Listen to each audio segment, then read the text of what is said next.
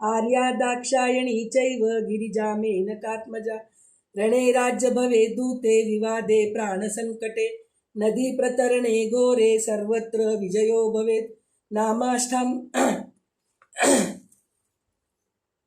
सिद्धिकामो लभे सिद्धि पठे नामाष्टां दशकं चैव प्रातुरुत्थ्यात यः पठेत् तस्य गृहे भयं नास्ति व्याधिभ्यश्च तथैव च दुर्गातीं तारिणीं घोरा ददाति च प्रजापशुं सिद्धिकामो लभे सिद्धि पठे स्तोत्रमिदं शुभं प्राप्नोति च स्थिरां लक्ष्मीं स्थतारो गच्छ मङ्गलम् आदिष्ठवान् यथा स्वप्ने मार्कण्डेय मुनिः स्वयं भक्त्या नित्यं स्तोत्रं पठेत् भक्तिसमन्विता प्राप्नोति देवी सायुज्यम् एकवीरा प्रसादता इति श्री एकवीरा देवी स्तोत्रं सम्पूर्णं चरितं रघुनाथस्य शतकोटिप्रविस्तरम् एकैकमक्षरं पुंसां महापातकनाशनम् आपदामपहर्तारं दातारं सर्वसम्पदां लोकाभिरामं श्रीरामं भूयो भूयो नमाम्यहं रामाय रामभद्राय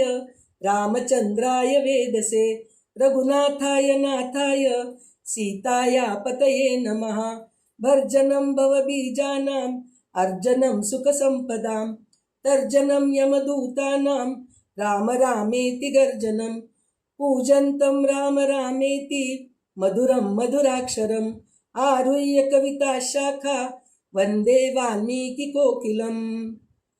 श्री राजाधिराज रामचंद्र महाराज की जय।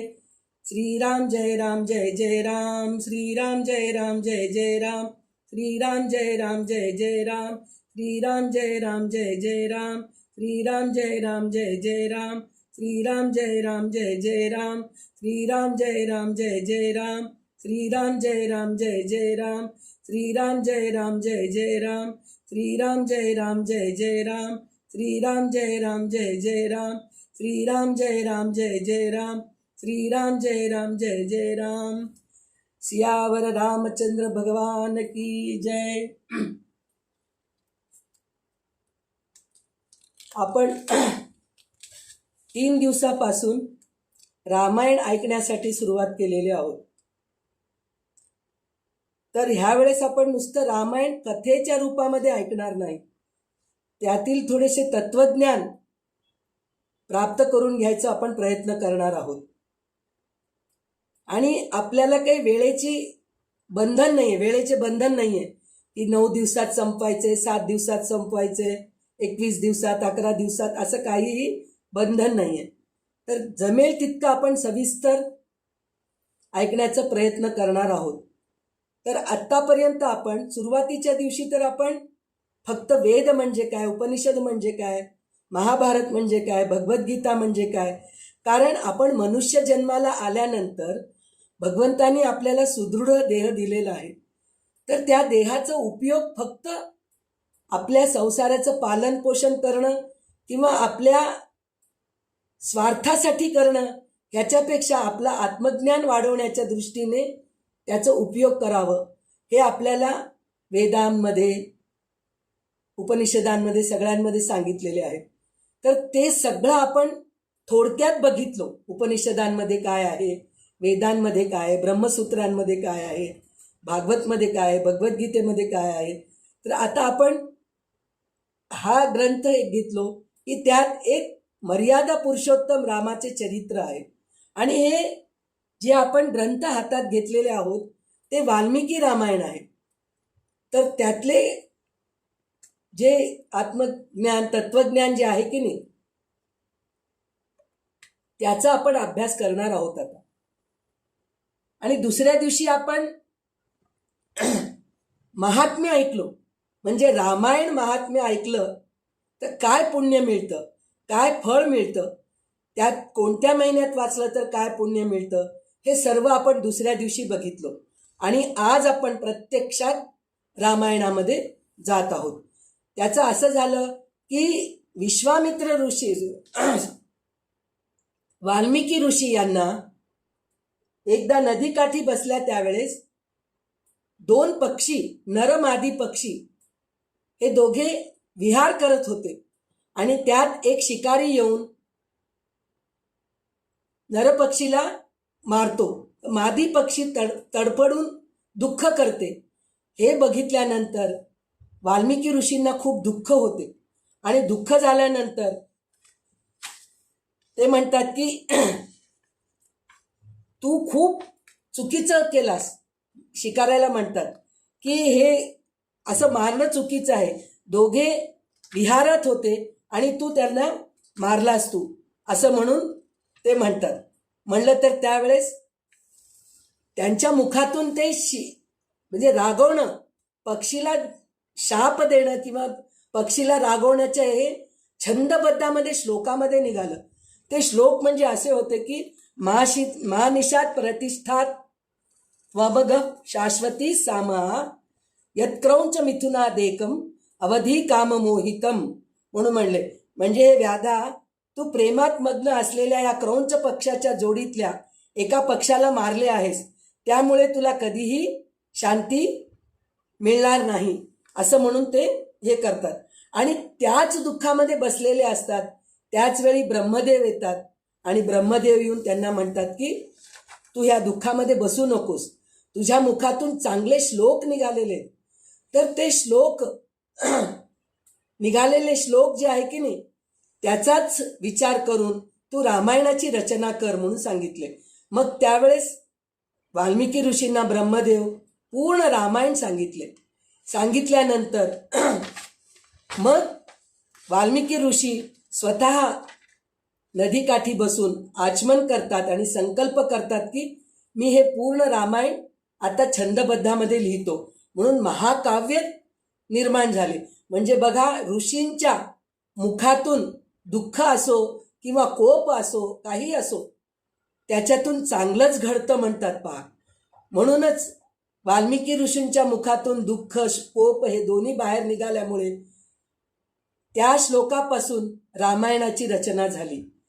आणि ते रामायण पूर्ण झालं लिहिणं. त्यांचं लिहिणं झाल्यानंतर सांगावं, काही लोकांचं असं असतं पहा की लिहिता येतं, सगळं काही छान छंदबद्ध करता येतं, पण म्हणून दाखवता येत नाही. काही जणांना खूप ज्ञान असतं पण लोकांसमोर प्रस्तुती करणं जमत नाही. वाल्मिकी ऋषींना प्रस्तुती करणं जमत नाही असं नाहीये, पण त्यांना असं वाटलं की माझ्या मुखापेक्षा अजून चांगलं कोणीतरी त्यांना शिकवलं तर ते अजून छान प्रस्तुत करतील, या हेतूने ते वाट बघत होते. आणि त्याच वेळी राम लंकेतून अयोध्येत आले होते सीतेला घेऊन.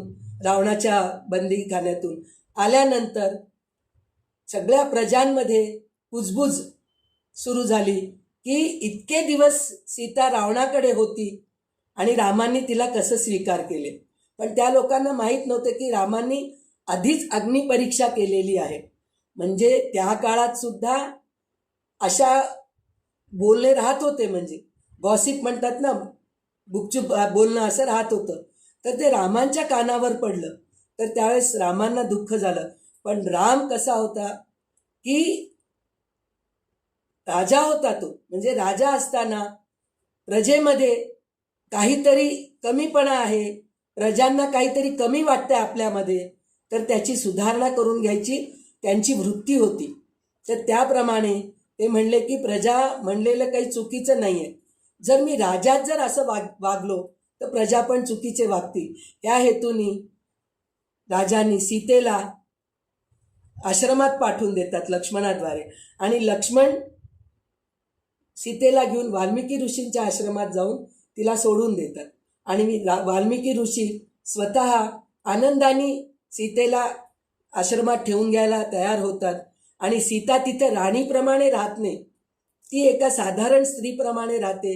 गोसेवा करत राहते, झाडणं सारवणं, रांगोळी घालणं, पत्रपुष्प तोडणं, स्वयंपाकात मदत करणं, अशा गोष्टी सगळ्या गोष्टी ती करत होती. आणि त्यावेळेस गरोदर असते ती.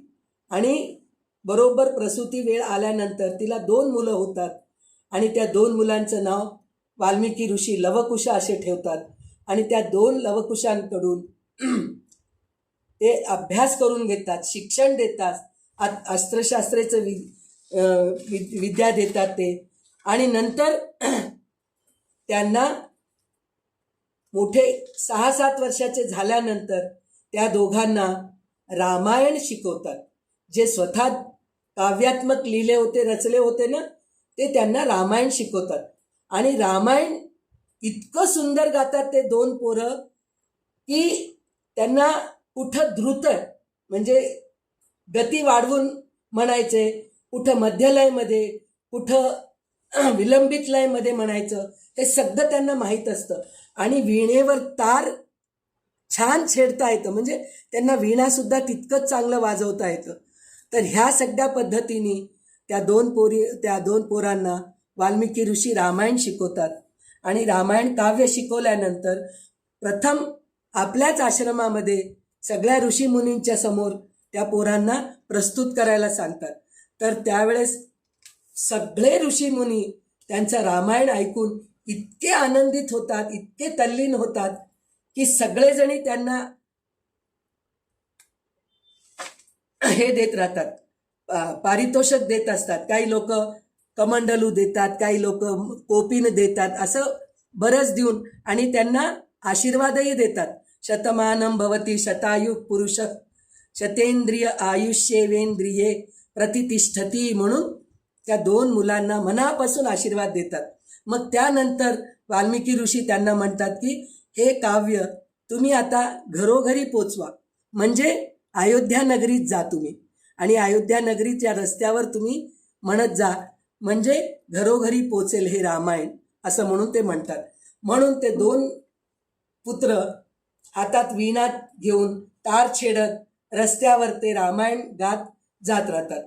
तर त्यावेळेस एकदा रामचंद्र प्रभूंच्या कानावर त्या दोन मुलांचे आवाज छान सुरामध्ये आवाज ऐकू येते. आणि ते त्या दोन मुलांना राजदूतांकडून बोलावायला पाठवून दरबारात बोलावतात आणि त्यांना म्हणतात तुम्ही कोण आहात. तर त्यावेळेस ते म्हणतात आम्ही वाल्मिकी ऋषींच्या आश्रमामध्ये राहतो, आमच्या दोघांचे नाव लवकुश आहे आणि वाल्मिकी ऋषी आम्हाला रामायण महाकाव्य हे शिकवले आणि घरोघरी पोचवायला सांगितले, त्या कार्यातच आम्ही आहोत म्हणून ते दोन मुलं सांगतात. तर त्यावेळेस रामचंद्र प्रभू म्हणतात की मला पण ऐकायची इच्छा आहे म्हणून म्हणतात. आणि ते म्हणतात मी एकटा ऐकत नाही म्हणून त्यांच्या 3 आईंना, दरबारातल्या सगळ्या मंत्रिमंडळांना आणि 3 भावांना सगळ्यांना बोलावून म्हणतात की हे सुंदर जे बालक आहेत की नाही, दिसायला खरं तर ते ऋषिकुमार आहेत पण दिसायला राजपिंडांसारखं दिसू लागलेत, खूप छान आहे, त्यांचा आवाज मी ऐकलो, तर ह्यांच्या मुखाने आपण रामायण ऐकणार आहोत. तर आजपासून आपल्या दरबारामध्ये हे रामकथा सांगतील असं म्हणून ते म्हणतात. तर त्यावेळेस हे दोन्ही मुलं त्यांच्यासमोर रामायण म्हणायला सुरू करतात, रामायण गायला सुरू करतात. तर सुरुवातीला ते म्हणतात की आम्ही सुरुवातीला रामचंद्र प्रभूंचे पूर्वज कोण आहेत त्यांच्याकडून आम्ही सुरुवात करतो म्हणून म्हणतात. कधी पण बघा तुम्ही कोणाचं तरी चांगलं सांगायचंय सभेमध्ये वगैरे, तर सुरुवातीला त्यांच्या गुरूंच्या बद्दल आणि त्यांच्या आईवडिलांच्या बद्दल सांगायची ही प्रथा असते. तर त्याचप्रमाणे लवकुश वाल्मिकी ऋषींनी शिकवल्याप्रमाणे ते इक्ष्वाकू वंशाचे परिचय द्यायला सुरू करतात. तर त्या इक्ष्वाकू वंशामध्ये कोण कोण होते हे सुरुवात करतात. तर हे मुनिवर आणि सज्जन हो, आम्ही लवकुश तुम्हाला पवित्र वंशाची गाथा सांगत आहोत. इक्ष्वाकू वंश, ज्याला सूर्यवंश असेही म्हणतात, हा प्राचीन भारतातील अत्यंत प्राचीन आणि तेजस्वी क्षत्रिय राजवंश आहे. या वंशाची स्थापना पराक्रमी राजा इक्ष्वाकू यांनी केली आहे. ते वैवस्वत मनु यांचे सुपुत्र होते, म्हणूनच या वंशाला इक्ष्वाकू वंश असे नाव प्राप्त झाले. या पवित्र वंशात अनेक महान आणि धर्मनिष्ठ राजे जन्मले. सत्याचे पालन करणारे, म्हणजे आपण फक्त रामांनाच म्हणतो की सत्यनिष्ठ आहेत, मर्यादा पुरुषोत्तम आहे, पण तसं नाहीये. त्यांच्या पूर्ण वंशामध्ये सत्यनिष्ठ राजा होऊन गेलेले आहेत. तर त्यामध्ये कोण कोण होते? तर राजा हरिश्चंद्र, सगर राजा आणि गंगेला पृथ्वीवर आणणारे भगीरथ आणि दानशील तेजस्वी राजा रघु असे अनेक महान राजा या वंशात होऊन गेले. आणि यांच्या पवित्र वंशात मर्यादा पुरुषोत्तम श्रीराम यांनी कौशल देशाची राजधानी अयोध्या येथे राज्य करून धर्म, सत्य आणि न्याय याची स्थापना केली. त्यांचे जीवन हे मानवजातीसाठी आदर्श आहे. म्हणजे आपण म्हणतो ना, एक एक ग्रंथामधून आपण एक एक घ्यायचं असतं. भगवद्गीतेमधून कर्म, ज्ञान आणि काय म्हणतात त्याला, भक्ती, ह्या तिन्ही गोष्टी आपल्याला त्याच्यातून शिकायला मिळते भगवद्गीतेमधून. भागवतामधून भक्ती कशी करायची हे शिकायला मिळते. आणि रामायणामधून आपल्याला काय शिकायला मिळतं म्हणजे मानव जीवनासाठी म्हणून आदर्श आहे. कोण? राम आहेत. राम कसे वागले, सीता कशी वागली, कौसल्या, दशरथ, लक्ष्मण हे कसे वागले, हे सगळं आपल्याला शिकायला मिळतं. हा इक्ष्वाकू वंश केवळ राजाचा वंश नाही, तर धर्म, त्याग आणि आदर्शाची परंपरा आहे म्हणून सांगतात ते. आता हे इक्ष्वाकू वंशाचे वर्णन झाले. आता अयोध्या नगरीचे वर्णन करतायत ते. तर हे मुनिवर आणि सज्जन हो, आम्ही श्रीरामांचे पिता दशरथ राजाचे पवित्र राज्याचे वर्णन तुम्हाला सांगत आहोत. अयोध्याच्या दिव्य नगरीवर राज्य करणारे दशरथ हे अत्यंत धर्मनिष्ठ, पराक्रमी आणि प्रजावत्सल राजा होते. त्यांचे राज्य जणू पृथ्वीवरील स्वर्गच होते. हे श्रोत्यांनो, अयोध्या नगरी अत्यंत सुंदर आणि समृद्ध होती आहे, पण जी कधीही जिंकता येत नाही, जिच्यावर युद्ध करता येत नाही, अशी नगरी म्हणजे अयोध्या. त्याचा अर्थ काय? अ म्हणजे नाही, योद्ध्या म्हणजे युद्ध करण्यायोगी म्हणून सांगितलेलं आहे. म्हणजे अयोध्या म्हणजे ज्याच्यावर युद्ध करणे शक्य नाही असं ते राज्य होतं, असं म्हणून सांगितलंय. आणि ती नगरी अशी होती, अजिंक्य, अजेय, अभेद्य, याचा सुंदर असा अर्थ आहे अयोध्या म्हणजे. आणि अयोध्या ही केवळ एक नगरी नसून ती शांत, धर्म, आदर्श, राज्य यांचे प्रतीक आहे. ती अशी नगरी आहे की जिथे अन्याय, संघर्ष किंवा युद्धाला स्थान नाही. उंच प्रासाद, सुवर्णमंडित द्वार, स्वच्छ आणि रुंद रस्ते, आतासारखे नाहीये कंजेस्टेड, ट्रॅफिक जाम व्हायसारखे, भव्य बाजारपेठ, सर्वत्र वैभव आणि सौंदर्य नांदत होते. प्रत्येक घरात आनंद आणि समाधान वास करत होता. दशरथ राजा धर्म आणि न्याय यांच्या मार्गाने राज्य करत होते. ते आपल्या प्रजेला स्वतःच्या पुत्राप्रमाणे प्रेम करत होते. त्यांच्या राज्यात अन्याय, अत्याचार किंवा अधर्म यांना स्थान नव्हते. त्या काळी प्रजा अत्यंत सुखी आणि समाधानी होती. कोणीही दुःखी, गरीब किंवा उपाशी नव्हते. सर्व लोक धर्माचे पालन करत सत्य आणि सदाचार याचा मार्ग अनुसरत असत म्हणून सांगितलंय. आणि त्या राज्यामध्ये सतत धार्मिक विधी चालू असायचे आणि ऋषीमुनी, ब्राह्मण यांना सन्मान देत होते. आणि धर्मशास्त्राचा गौरव होता.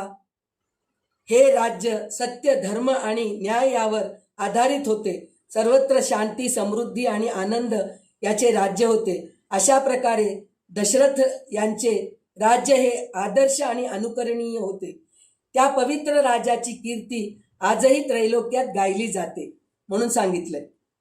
त्यानंतर लवकुश म्हणतात की आता श्रवण बाळाची कथा आहे का म्हणून म्हणता येते. तर एकेकाळी श्रवण नावाचा एक अत्यंत सद्गुणी, आज्ञाधारक मुलगा होता, पण त्याचे आई वडील वृद्ध आणि आंधळे होते. तर एकदा त्या वृद्ध माता पित्यांना तीर्थयात्रा करायची इच्छा झाली आणि ते आपल्या पुत्रासमोर त्यांची इच्छा व्यक्त करतात. तर त्यावेळेस श्रवण बाळ असा म्हणला नाही, आता काय हो तुमच्या आताचे मुलं म्हणतात ना, आता झालं हो तुमचा हातपाय हे होऊन गेलेत, बसा घरी, कुठे जायचं नाही यायचं नाही, असं म्हणला नाही तो. आंधळे राहून सुद्धा त्यांना यात्रा करवायसाठी म्हणून तो प्रयत्न करून एक कावड तयार केला.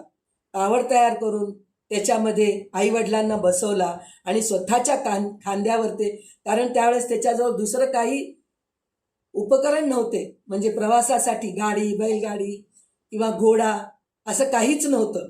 तर त्यासाठी तो स्वतः पायी चालून आईवडिलांना कावडा पाठीवर घेऊन, खांद्यावर घेऊन आईवडिलांना तीर्थयात्रेसाठी म्हणून गेला. घेऊन जात असताना तो रस्त्यातून, आता काय असा आता सारखा हायवे रस्ते नव्हते त्यावेळेस, जंगलातून ह्याच्यात अरण्यातून जावं लागत होतं. तर तो असाच जात असताना एकदा अयोध्या नगरीच्या अरण्यातून तो जात असतो. तर अयोध्या नगरीच्या ह्याच्यावर नदीवर ते आईवडिलांना तहान लागली म्हणून तो श्रवण बाळ आईवडिलांना खाली बसवून आईवडिलांसाठी म्हणून पाणी आणण्यासाठी म्हणून नदीकाठी जातो. त्याच वेळेस दशरथ राजा शिकारीसाठी म्हणून तिथे आलेले असतात. तर त्यांना श्रवण बाळ स्वतः पहिले पाणी पितो, मग नंतर आईवडिलांसाठी म्हणून पाणी घेण्यासाठी म्हणून वाकलेला असतो. तर त्यावेळेस दशरथ राजाला त्या पाण्याचा आवाज आणि ते वाकलेल्या श्रवण बाळाला बघितलं तर असे वाटले की ते कारण दुसऱ्या ह्याच्यावर होते, दिसत नव्हतं त्यांना, बरोबर स्पष्ट दिसत नव्हतं.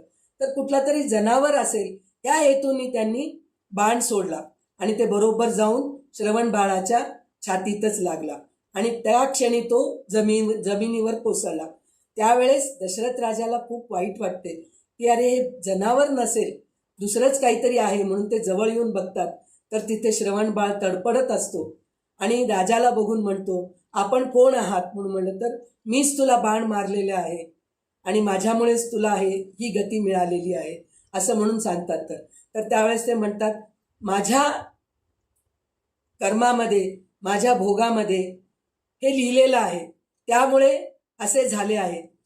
तर त्याच्याबद्दल तुम्ही काही वाईट वाटून घेऊ नका, पण फक्त एक काम करा की माझे आईवडील दोघेही आंधळे आहेत, त्यांना खूप तहान लागलेली आहे, त्यांना पहिले पाणी पाजवा आणि माझ्याबद्दल सांगा आणि त्यांचा सांभाळ मात्र तुम्ही करा. इतके सांगून तो प्राण सोडून देतो. मग त्यावेळेस दशरथ राजाला खूप वाईट वाटते. वाईट वाटून ते त्या श्रवण बाळाच्या आईवडिलांकडे जाऊन सगळी परिस्थिती सांगतात. सांगितल्यानंतर त्या आईवडिलांना खूप वाईट वाटते.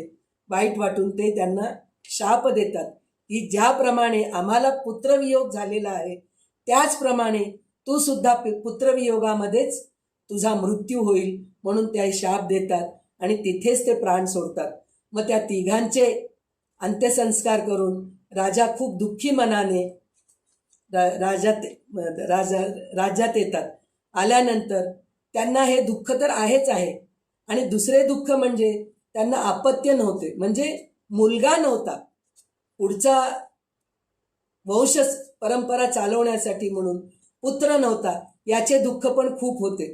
तर त्यावेळेस दशरथ राजाला वशिष्ठ मुनी सांगतात की तुम्ही ह्या दुःखात राहू नका, तुम्ही सरळ पुत्रकामेष्टी आणि अश्वमेध यज्ञ करा, तर त्याच्याने तुम्हाला फायदा होईल आणि तुम्हाला पुत्र होतील असं म्हणून सांगतात. तर त्याच वेळीस राजा आनंदाने तयार होतो आणि म्हणतो की आपण आता लगेच यज्ञाची तयारी करायला पाहिजे. तर त्यावेळेस त्यांच्या राज्यात एक विश्वासू मंत्री सुमंत्र म्हणून असतो. तर त्याने राजाला असा सल्ला दिला की पुत्रकामेष्टी यज्ञ हे सगळ्यात उत्तम प्रकारे करणारे ऋषी म्हणजे ऋषशृंग यांना अयोध्येमध्ये बोलवावं लागतं असं म्हणून म्हणतात. तर त्यावेळेस ते ऋषशृंग ऋषी जे आहेत की नाही ते अत्यंत तेजस्वी आणि विभांडक ऋषींचे पुत्र असतात. तर विभांडक ऋषी संसारामध्ये गुंतून थोडंसं ज्ञानाकडे दुर्लक्ष होतं. तर हा प्रकार होऊ नये म्हणून मुलाला ते ह्या संसाराच्या बाहेर एकदम अरण्यामध्येच घेऊन जाऊन त्याचं पालन पोषण करतात आणि तिथं त्याला ज्ञान देतात, शिक्षण देतात आणि संसाराबद्दल त्याला किंचितही स्पर्श होऊ देत नाहीत आणि त्याला ब्रह्मचर्याचं पालन करायला शिकवतात. तर त्याला परत अयोध्येमध्ये घेऊन यावं म्हणजे काय करावं असं सगळेजणी विचार करत असतात. तर त्यावेळेस दशरथ राजाचा मित्र रोमपाद हे असतं. तर त्यांना दशरथ राजांनी स्वतःची मुलगी शांता तिला दत्तक दिलेले असतात. तर तो रोमपादच्या राज्यामध्ये पाऊस पडलेला नसतो, पूर्ण पाणी नाही असं परिस्थिती झालेली असती. तर त्यांना पण कोणीतरी सल्ला असं देतात की ऋषशृंग ऋषी जर राज्यामध्ये आले तर भरपूर पाऊस होईल म्हणून सांगतात. तर त्यावेळेस युक्ती करतात, रोमपाद युक्ती करून म्हणतात की आपण काय करू,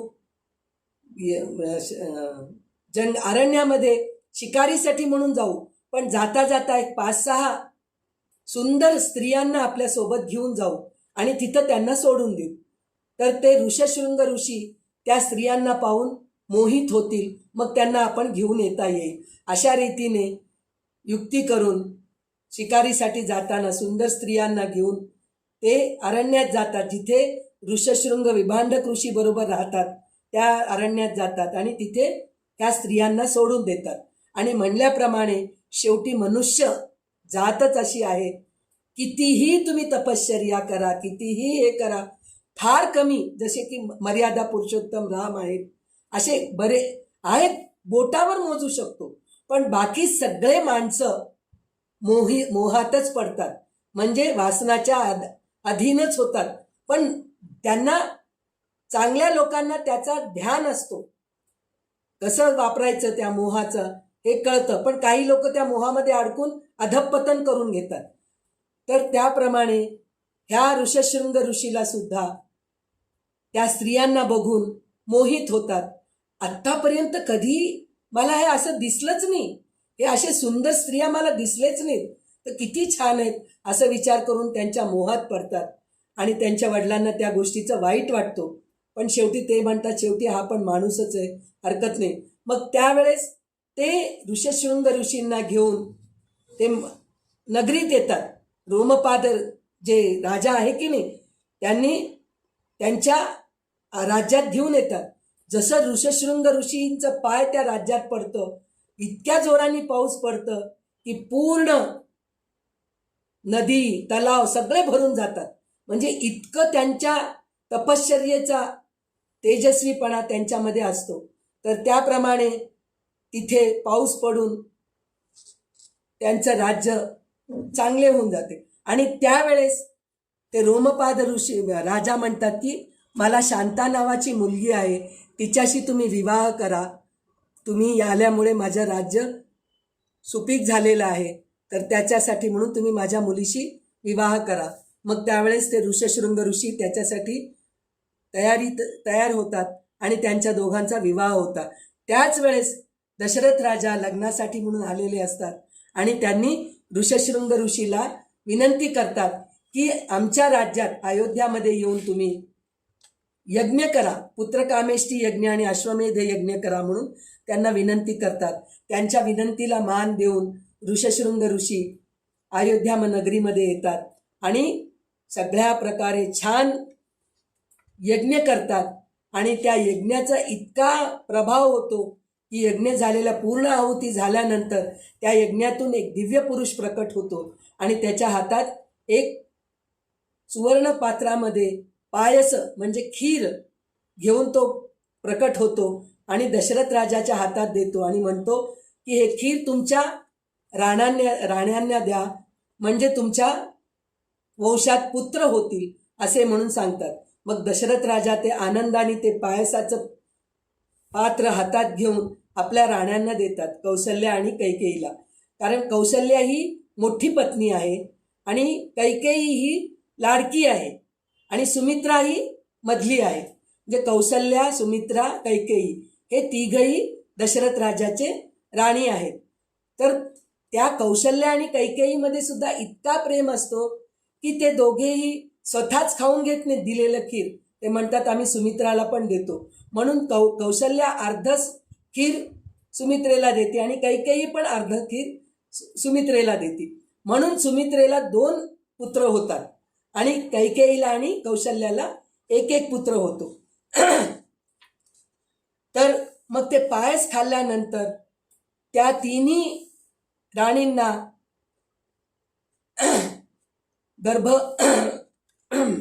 गरोदर राहतात ते तिघही.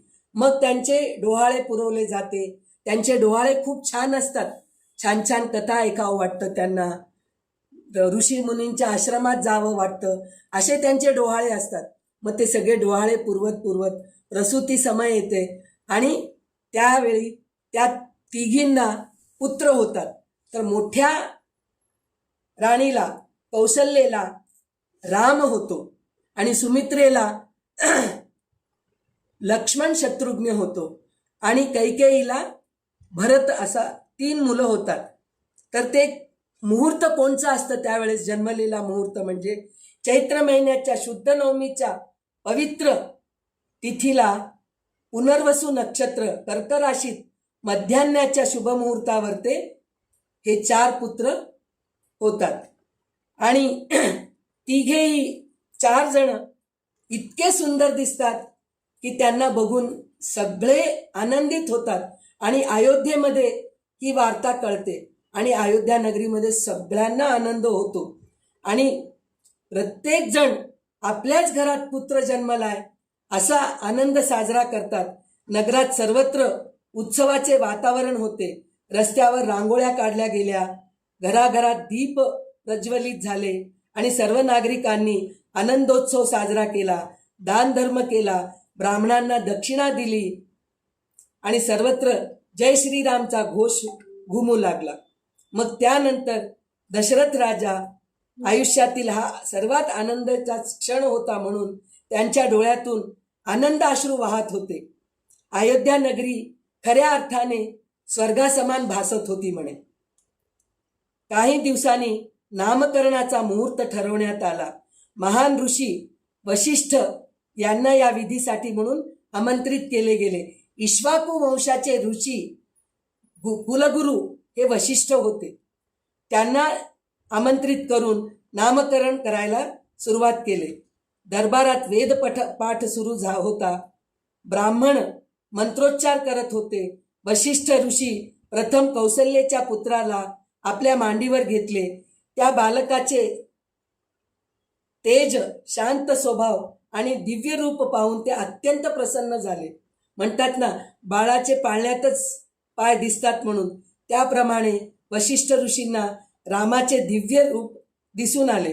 ते म्हणाले, हा बालक सर्वांना आनंद देणारा, धर्माचा पालन करणारा आणि जगाचे कल्याण करणारा होईल. याचे नाव राम असे ठेवले पाहिजे. कारण राम या नावाचा अर्थ असा आहे की जो सर्वांच्या हृदयात रमतो, आनंद देतो. यानंतर इतर 3 बालकांचेही नामकरण झाले. भरत, लक्ष्मण आणि शत्रुघ्न असे नाव ठेवण्यात आले. नामकरणानंतर अयोध्येत मोठा उत्सव साजरा झाला. सर्वांनी आनंदाने रामनामाचा उच्चार केला. त्या दिवसापासून राम हे केवळ एक राजकुमाराचे नाव राहिले नाही, तर संपूर्ण जगासाठी पवित्र, मंगल आणि मोक्षदायी मंत्र ठरले. म्हणजे रामनामाचा जप केला तर मोक्ष मिळणं कठीण नाही, असे ह्या नामाचे हे झाले. तर विजू पाळणा म्हण.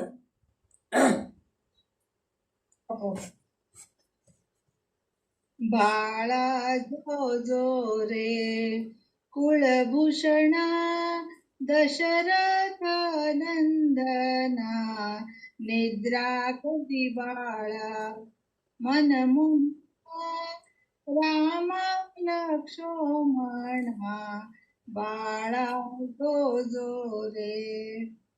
पाळणा लांबविला अयोध्येसी दशरथाचे वंशी, पुत्र जन्मला ऋषिकेशी कौसल्याचे कुशी बाळा जो रे रत्न जडित आलखी झळके अलौकिक वरती पहुडले कुळदीपक त्रिभुवनायक बाळा जो रे हलवी कौसल्या सुंदरी दरुणी ज्ञान दोरी पुष्पे वर्षी गरज बाळा जो रे व्यापका रघुराम निद्रा करिबा तुझवरी कुरवंडी करुणी तांडिना पुलिका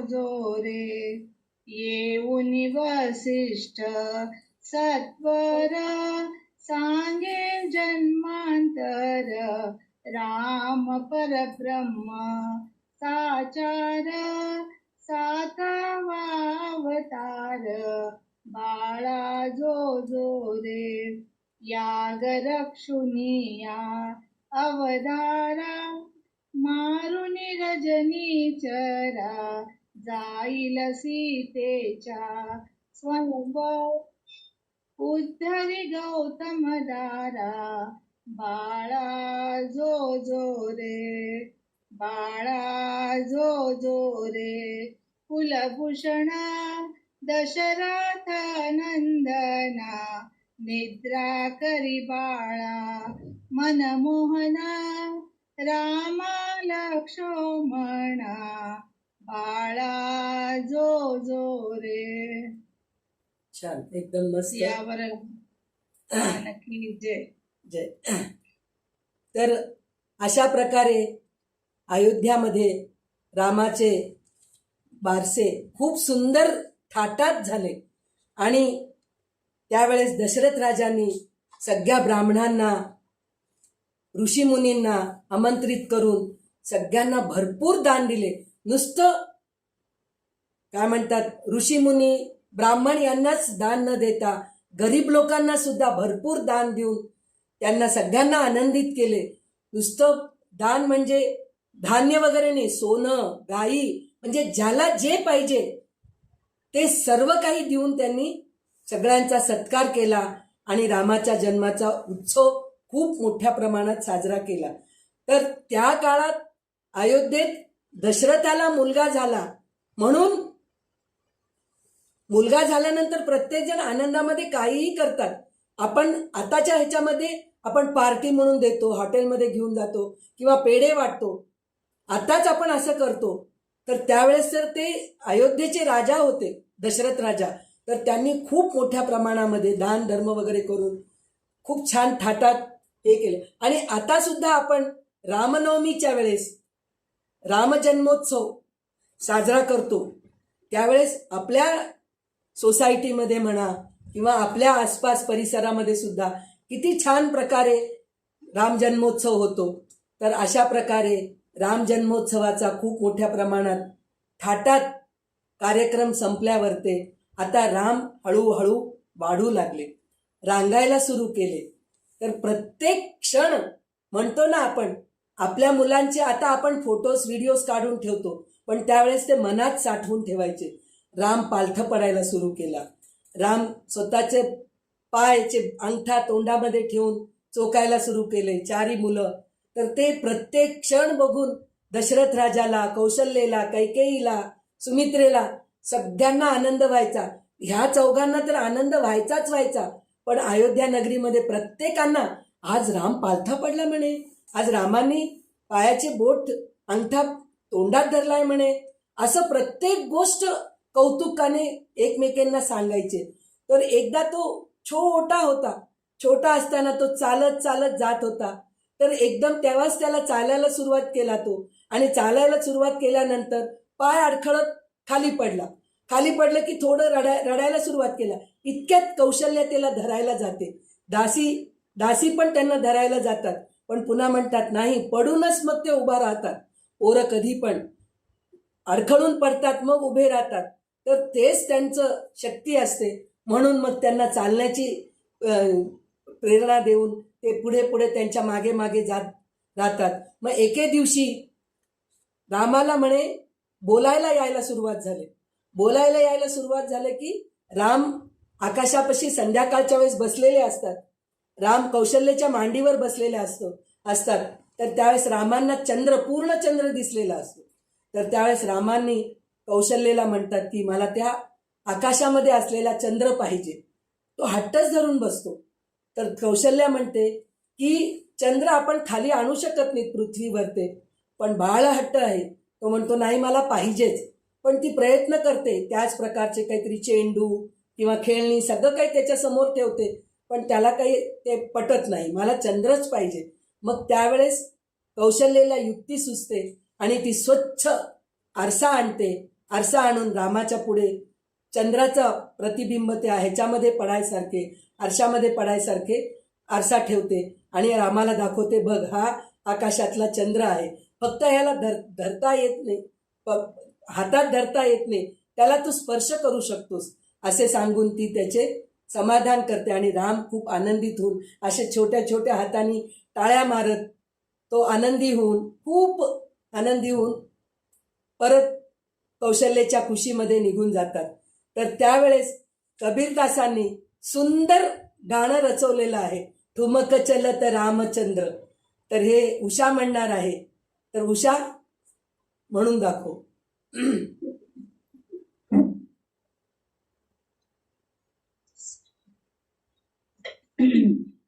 ठुमक चलत रामचंद्र बाजत पैंजनिया. ठुमक चलत रामचंद्र बाजत पैंजनिया. ठुमक चलत रामचंद्र किलकी उठत धाय. गिरत भूमि लटपटाय. किलक उठत जाय. गिरत भूमि लटपटाय. धाय मात गोदलेत दशरथ कीरनिया. ठुमक चलत रामचंद्र बाजत पैंजनिया. ठुमक चलत रामचंद्र अंचल रज अंग झारी. विविध भाती सोदुलारी. अंचल रज अंग झारी. विविध भाती सोदुलारी. तन मन धन वारी वारी. कहत मृदु बचनिया. ठुमक चलत रामचंद्र बाजत पैंजनिया. ठुमक चलत रामचंद्र विद्रुम से अरुण अधर. बोलत मुख मधुर मधुर. विद्रुम से अरुण अधर. बोलत मुख मधुर मधुर. सुभग नासिका में चारु. लटकत लटकनिया. ठुमक चलत रामचंद्र बाजत पैंजनिया.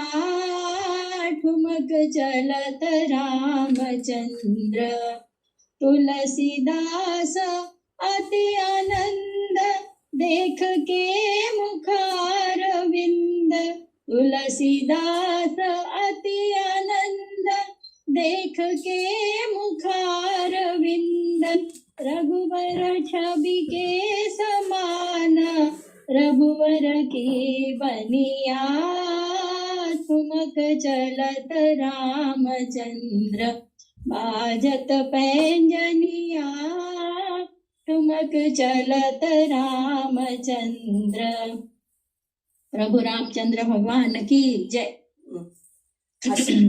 अशा प्रकारे इतके सुंदर शब्दांमध्ये जसे आपल्याला वर्णनच करता येत नाही तसं पाहिलं तर. या प्रकारे तुलसीदास रामाचे बालपण इतके सुंदर वर्णन करून दाखवले आहे की ते उषाच्या मुखातून अजून छान वाटले. तर अशा प्रकारे रामचंद्र प्रभू वाढत गेले आणि वाढता वाढता त्यांचे खेळ सुरू झाले. खेळामध्ये त्यांचे खेळ काय असायचे? धनुष्य बाण घेऊन हातामध्ये खेळायचे, रथ चालवायचे, गदा घेऊन खेळायचे. म्हणजे त्यांचे खेळ सुद्धा पराक्रमी क्षत्रिय राजांचे खेळ होते, असे ते खेळत होते. आणि त्याच्यानंतर ते थोडे मोठे झाले. मोठे झाल्यानंतर मग वशिष्ठ ऋषींनी त्यांना विद्या द्यायला सुरुवात केली. तर त्या विद्यांमध्ये त्यांनी वेद, धर्म, नीती, राजकारभाराचे शिक्षण दिले. ते अत्यंत ज्ञानी, तपस्वी आणि धर्मज्ञ होते आणि अयोध्येच्या राज्यकारभारात त्यांचे मार्गदर्शक अत्यंत महत्त्वाचे मानले जात असे. महान ऋषी वशिष्ठ यांनी भगवान श्रीराम तसेच लक्ष्मण, भरत आणि शत्रुघ्न यांना सर्वांगीण शिक्षण दिले. ते केवळ शास्त्रापुरते मर्यादित नव्हते, तर जीवनाच्या प्रत्येक अंगाला स्पर्श करणारे होते. तर चारही वेदांचे म्हणजे ऋग्वेद, यजुर्वेद, सामवेद, अथर्ववेद, माया पंखा लगाव,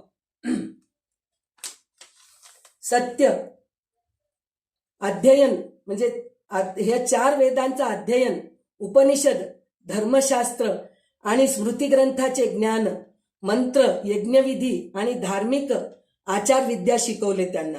एवढेच नाही तर सत्य, अहिंसा, दया, क्षमा यासारख्या सद्गुणांचे शिक्षण पण दिले त्यांनी. राजधर्म, प्रजाधर्म आणि कर्तव्यनिष्ठा, न्यायनिवाडा आणि योग्य निर्णय घेण्याची कला पण शिकवले त्यांनी.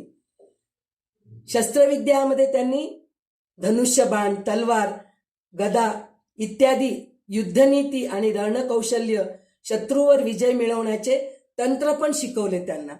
राज्य कसे चालवावे, प्रजेचे पालन कसे करावे, संरक्षण आणि न्याय, मंत्री परिषदेत सोबत काम करण्याची पद्धतही यांचे शिक्षण दिले. म्हणजे नुसतं शस्त्रविद्या हे दिले नाहीत, प्रजेबरोबर कसं वागावं, मंत्रींबरोबर कसं वागावं, हे सगळं काही त्यांनी वशिष्ठ ऋषींनी रामांना, त्यांच्या 3 भावांना पण व्यवस्थित शिकवले. आणि नुसतं एवढंच शिकवले नाही, त्यांनी मन, इंद्रिय आणि भानावर नियंत्रण ठेवायला पण शिकवले. आणि ध्यान, तपश्चर्या आणि साधन, संकटात धैर्य, स्थैर्य राखणे याचेही शिक्षण दिले. एवढेच नाही, परत संगीत, संवाद कला, सभ्य आचार, लोकांशी कसे वागावे, नम्रता आणि विनय, दैनंदिन जीवनातील शिष्टाचार हे सगळं काही शिकवले. आता आपण आपल्या मुलांना शिकवतो, आलेल्या लोकांना नमस्कार करा रे, पण पहिले आपण स्वतः नमस्कार करायला पाहिजे, तर आपलं पाहून मुलं सुद्धा नमस्कार करतात. तर पहिले आपण केले तरच मुलं करतात. म्हणून हे सगळं काही वशिष्ठ ऋषींनी रामांना शिकवले. वशिष्ठ यांच्या शिक्षणामुळे श्रीराम आणि यांचे बंधू सद्गुण संपन्न, आदर्श आणि धर्मनिष्ठ बनले.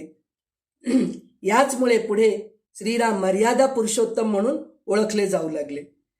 विशेषतः श्रीराम हे सर्वगुण संपन्न आणि धर्मनिष्ठ होते. हे श्रोत्यांनो, अशा प्रकारे देवतांच्या कृपेने, यज्ञाच्या प्रभावाने आणि भगवान विष्णूंच्या अवतारामुळे श्रीरामाचा जन्म झाला आणि पुढे धर्मस्थापनेसाठी महान कार्याची सुरुवात झाली. असं सुंदर वर्णन करत लवकुश रामांच्या पुढे रामायण सांगू लागले. असं एक दिवसात संपलेला रामायण नाहीये हा. तर दररोज त्यांना आमंत्रित केले गेले की तुम्ही या आणि रामायण सांगत जा, असं म्हणून रामांनी लवकुशांना आमंत्रित केले. त्याच दरम्यान काय होते, ब्रह्मदेव यांच्या प्रेरणेने इतर देवताही रामासाठी म्हणून विविध वानर रूपांच्या आणि वीर योद्ध्यांच्या रूपात जन्म घेतले म्हणे. म्हणजे रामांच्या कार्यात आपला मदत व्हावं या हेतूने वानर आणि वीर योद्ध्यांच्या रूपात ते सहाय्य करायला जन्मले म्हणे. आणि त्याच काळामध्ये विश्वामित्रांचे आगमन झाले. एक सेकंद.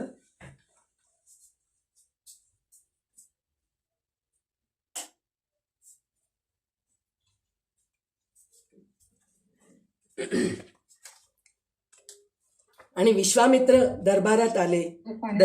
दशरथ राजांच्या दरबारात आले. आणि दशरथ राजा, कोणाचा तरी फोन उघडाय. विजू तुझा फोन. तर राजा दशरथ खूप आनंदी होतात. आनंदी होऊन विश्वामित्राचे स्वागत करतात. आणि विश्वामित्रही तेवढ्याच आनंदाने राजाचे विचारपूस करतात. ते म्हणतात, राजाच्या नगराची, खजिन्याची, राज्यकारभाराची, बंधुबांधवांची तसेच परिवारांची कुशलक्षेम विचारपूस करतात. यानंतर त्या महान गुणी विश्वामित्रांनी वशिष्ठ तसेच इतर ऋषीमुनींना सुद्धा भेटून त्यांचे यथोचित कुशल विचारपूस केले. त्यानंतर ते सर्वजण प्रसन्नचित्त होऊन राजदरबारात आले आणि योग्य सन्मानाने त्यांना आसन देण्यात आले. तेव्हा अत्यंत प्रसन्न, परम उदार असे महाराज दशरथ आनंदित होऊन महर्षी विश्वामित्रांची स्तुती करतात. ते म्हणतात की हे महामुनी, एखाद्या मरणधर्म मनुष्याला अमृत प्राप्त झाले, किंवा निर्जल प्रदेशात पावसाची वृष्टी झाली, किंवा संतानहीन व्यक्तीस आपल्याला अनुरूप पत्नीपासून पुत्रप्राप्ती झाली, किंवा ज्याची हरवलेली संपत्ती मिळाली, किंवा एखाद्या महान उत्सवामुळे अपार आनंद उत्पन्न झाला, त्याचप्रमाणे तुमच्या आगमनाने मला आनंद झाला. म्हणजे विचार करा, ऋषीमुनींचं स्वागत सुद्धा कशा प्रकारे करावं, कसं बोलावं, हे सगळं आपल्याला हे रामायणामध्ये शिकवले जाते.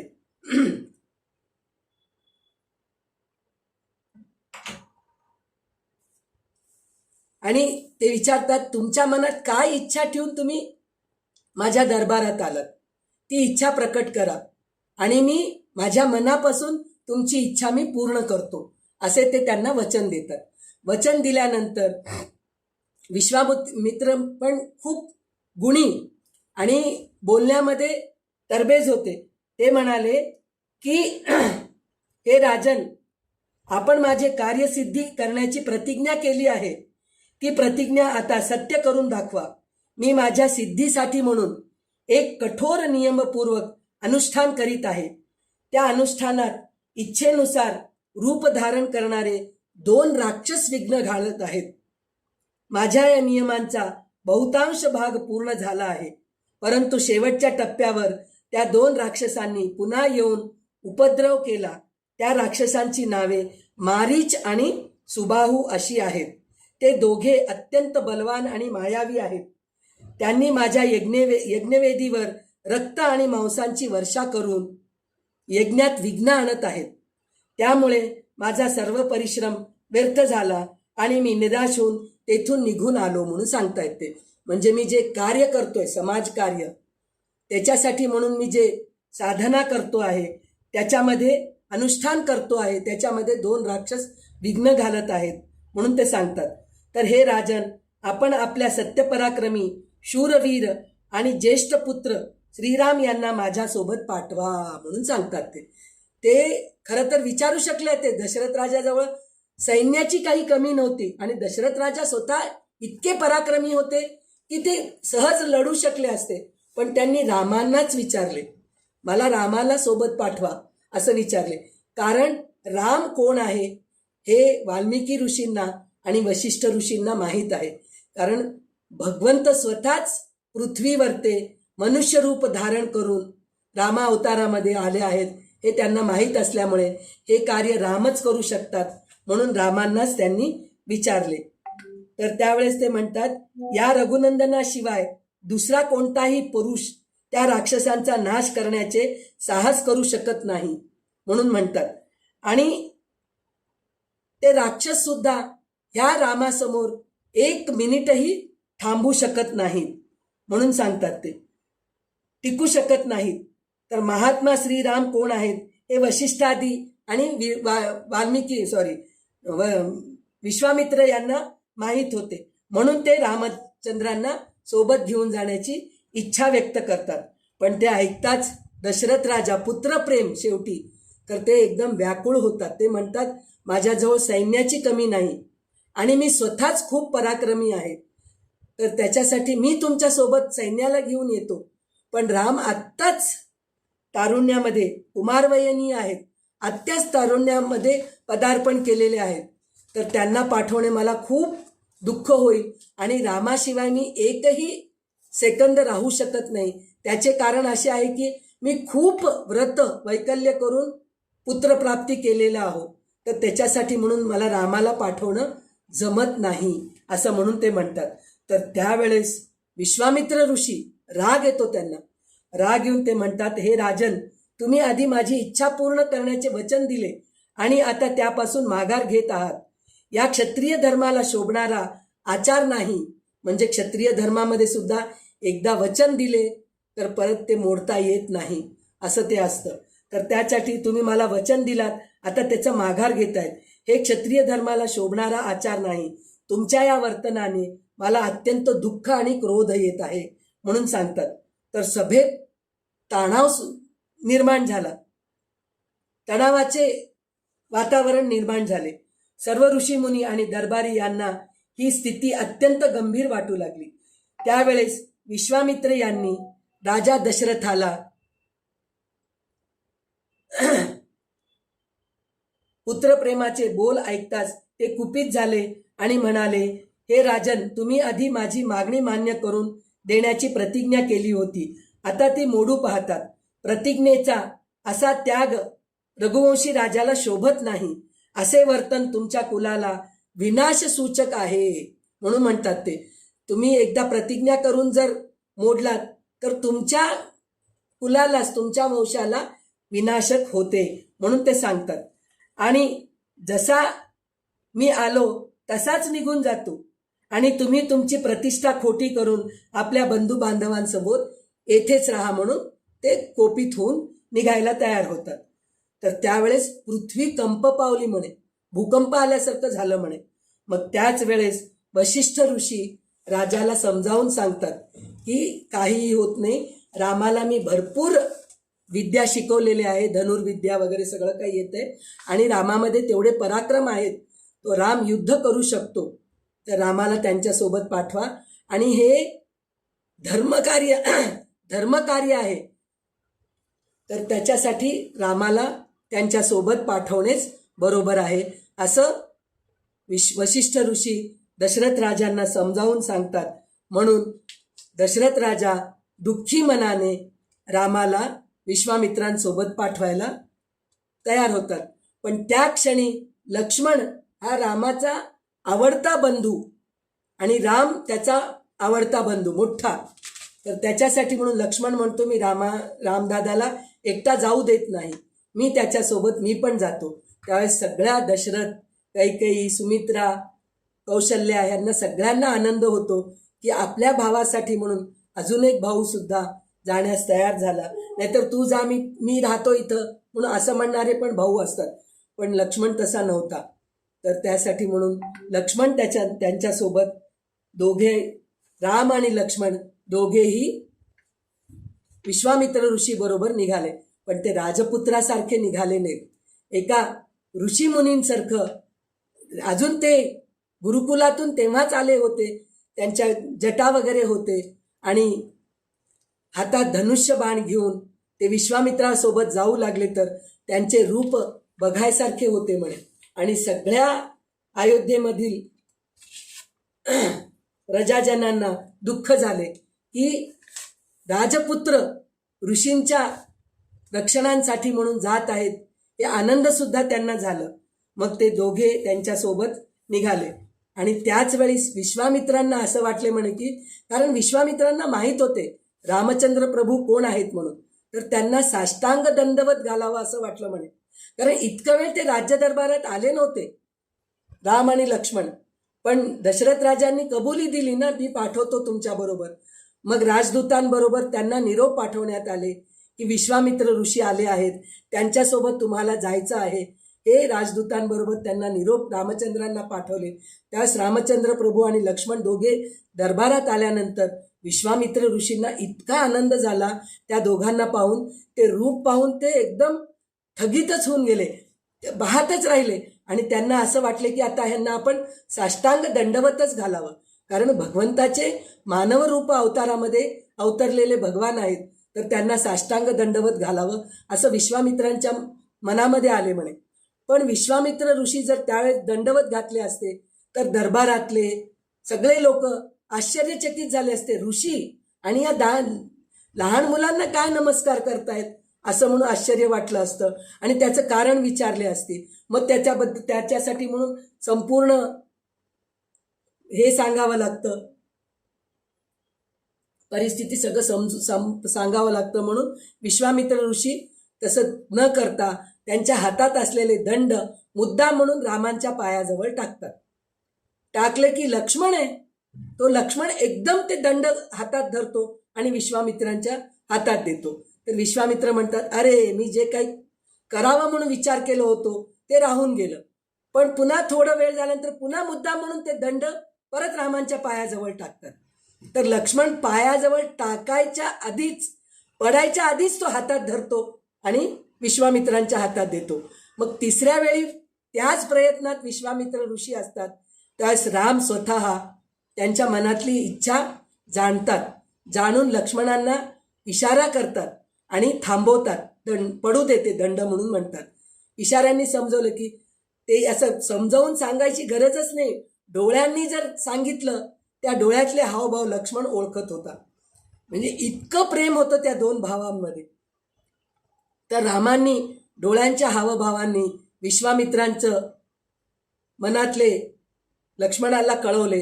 त्यावेळेस लक्ष्मण शांत होऊन थांबला आणि मुद्दाम म्हणून परत विश्वामित्र ते दंड रामांच्या पायाजवळ टाकून त्यांना नमस्कार केले. म्हणजे विचार करा, विश्वामित्र ऋषी कोपिष्ट रागात असणारे ते स्वतः रामांना दंडवत केले.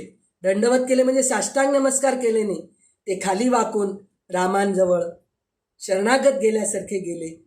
तर अशा प्रकारे विश्वामित्र ऋषी रामांना नमस्कार करून रामांना आणि लक्ष्मणांना दोघांना घेऊन निघाले, वनामध्ये निघाले.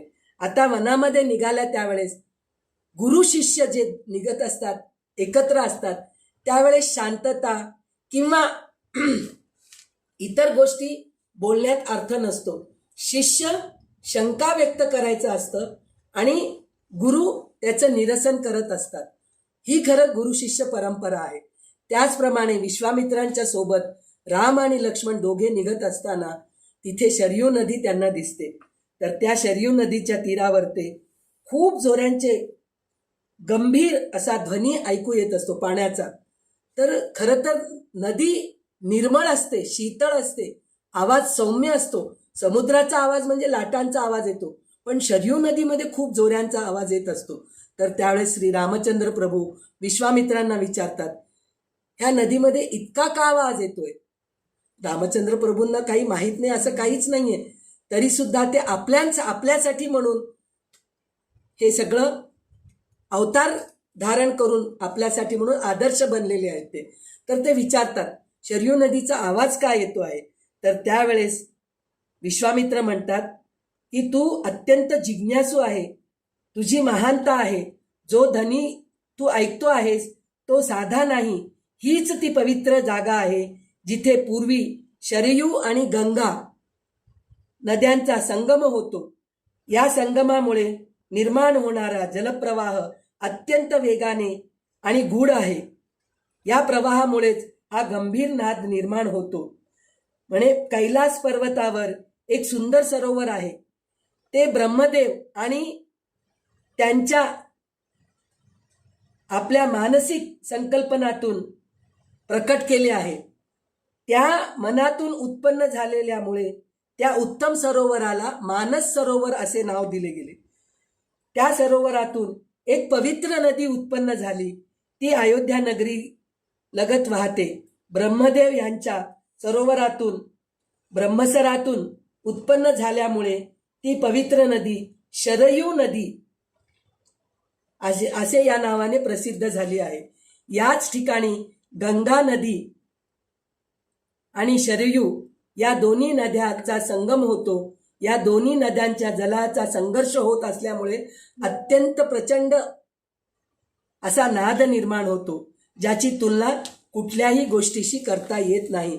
म्हणून म्हणतात, शरयू नदीचं जर स्नान केलो आपण तर मानस सरोवरामध्ये स्नान केल्या इतके पवित्र असते. कारण आपण मानस सरोवरापर्यंत पोहोचू शकत नाही, 2 कारणांनी. एक शारीरिक कारण आणि दुसरे कारण पैसा. भरपूर पैसा लागतो, त्यामुळे तिथं जाणं अत्यंत कठीण असे आहे. तर कमीत कमी अयोध्येमध्ये जाऊन शरयू नदीमध्ये जरी स्नान केले तरी मानस सरोवरमध्ये स्नान केल्या इतके पुण्य प्राप्त होते, असे इथे सांगितलेले आहेत. आता इथे हे झाल्यानंतर विश्वामित्र मधुरवाणीने रामांना संबोधित केले.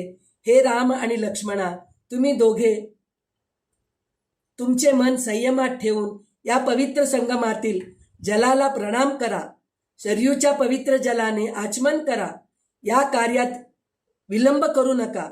मी तुम्हाला 2 शक्ती देणार आहे. त्या शक्तींचे आणि ते शक्ती मंत्रमुळे येते. आणि ते मंत्र कोणते आहे म्हणजे बला आणि अतिबला असे 2 मंत्र समूह आहेत. ते मी तुम्हाला देणार आहे. तर तुम्ही आता तत्क्षणी आचमन करा आणि मी दिलेले त्या मंत्राचं ग्रहण करा, असे म्हणून सांगतात. आणि हे जे विद्या आहे की नाही, त्या विद्येने काय होते तुम्हाला, ह्या मंत्रांनी काय होते म्हणून म्हणलं तर, या विद्याचा अभ्यास केल्यानंतर तुम्हाला भूक तहान लागत नाही. पहिली गोष्ट, याचा त्रास होत नाही. संपूर्ण जगाचे रक्षण करण्यासाठी तुम्ही या दोन्ही विद्या ग्रहण करा. या दोन्ही विद्यांचा अभ्यास केल्यानंतर भूतलावर तुमच्या यशाचा विस्तार होईल. या दोन्ही विद्या ब्रह्मदेव यांच्या तेजस्वी कन्या आहेत. या दोन्ही तुम्हाला देण्याचा विचार केला आहे. हे राजकुमार, तुम्ही याच्यासाठी योग्य पात्र आहात. तेव्हा राम लक्ष्मणांनी आचमन करून स्वतःला पवित्र केले आणि त्यांचा चेहरा प्रसन्नतेने उजळून निघाला. त्यांनी त्या शुद्ध अंतःकरण असलेल्या विश्वामित्रांकडून त्या दोन्ही विद्या ग्रहण केले. आणि त्या विद्यांमध्ये अजून काही प्रभाव असे आहेत की त्यांना कधीही श्रम आणि थकवा येत नाही.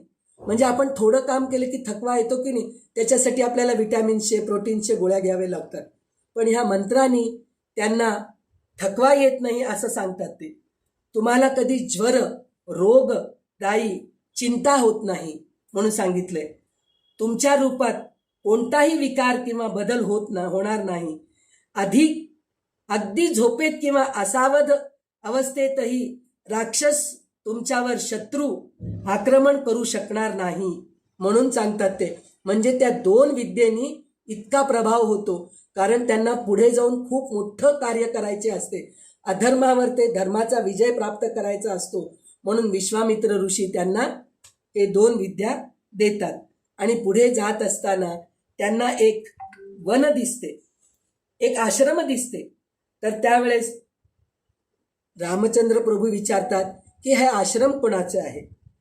तर त्यावेळेस राम म्हणतात, हा जो आश्रम दिसतोय मलद आणि पुरुष असे नाव होते पहिले. पूर्वी हा प्रदेश अत्यंत समृद्ध आणि पवित्र होता, पण आता येथे एक भयंकर राक्षसीचा आतंक आहे म्हणून सांगतात ते. तर राम आणि लक्ष्मण उत्सुकतेने ऐकत होते. विश्वामित्र पुढे म्हणाले, या वनात ताटका नावाची एक राक्षसीण बलाढ्य, अत्यंत क्रूर, निर्दयी आहे. ती राहते. तिच्या भयामुळे येथे कोणीही येत नाही. यज्ञ, तपश्चर्या, धर्मकार्य सर्व थांबले आहे म्हणून सांगतात. ऋषीमुनी भयभीत झालेले आहे. तर रामांनी विचारतात, मग ह्याच्यावर उपाय काय आहे.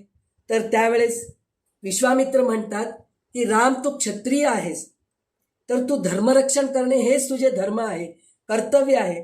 तर तू या ताटकेला वध कर आणि तुझे हे पहिले पराक्रम कार्य होईल असे म्हणून ते सांगतात. तर त्यावेळेस रामचंद्र प्रभू म्हणतात की पहिलं पराक्रम कार्य मी स्त्री हत्याच करू का, हे पाप नाही का, असं म्हणून ते विश्वामित्रांना विचारतात.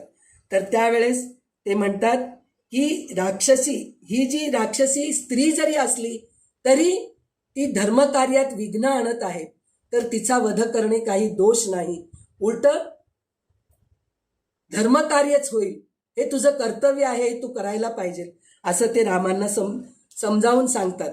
आणि त्यानंतर विश्वामित्रांना राम असं विचारतात, ही राक्षसी का झाली म्हणून विचारतात, तिचा जन्म कसा झाला.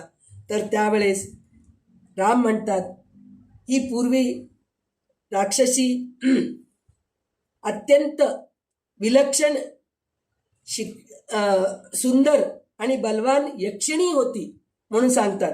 तिचे वडील सुकेतू नावाचे यक्ष होते.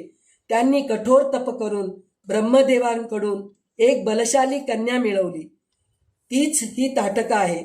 मोठी झाल्यावर तिचा विवाह सुंद नावाच्या यक्षाशी झाला. त्यांना मारीच नावाचा पुत्र झाला. परंतु एके दिवशी तिचा पती सुंदाने महर्षी अगस्त्य यांना त्रास दिला. त्यामुळे संतप्त होऊन अगस्त्य ऋषी सुनंदाचा वध केला. म्हणजे त्या ताटका जी पहिल्या ह्याच्यात सुंदर यक्षिणी होती, तिच्या पतीला वध करतात. पतीच्या मृत्यूमुळे क्रोधाने पेटलेली ताटका आणि तिचा पुत्र मारीच यांनी अगस्त्य ऋषीवर हल्ला करण्याचा प्रयत्न केला. मुलगा मारीच आपल्या वडिलांना मारले म्हणून दुःख झाले आणि हिला पतीला मारले म्हणून दुःख झाले. हे दोघे एक होऊन अगस्त्य ऋषीला वध करण्यासाठी म्हणून पुढे जातात. तर त्यावेळेस अगस्त्य ऋषी त्या दोघांना शाप देतात की तुम्ही नरभक्षक हिंसक असे राक्षस रूप धारण करतात म्हणून त्यांना शाप देतात. त्या शापामुळे ताटका राक्षसी बनली. तिचे रूप विकृत झाले आणि तिच्या मनातून क्रूरता व दुष्टपणा भरला.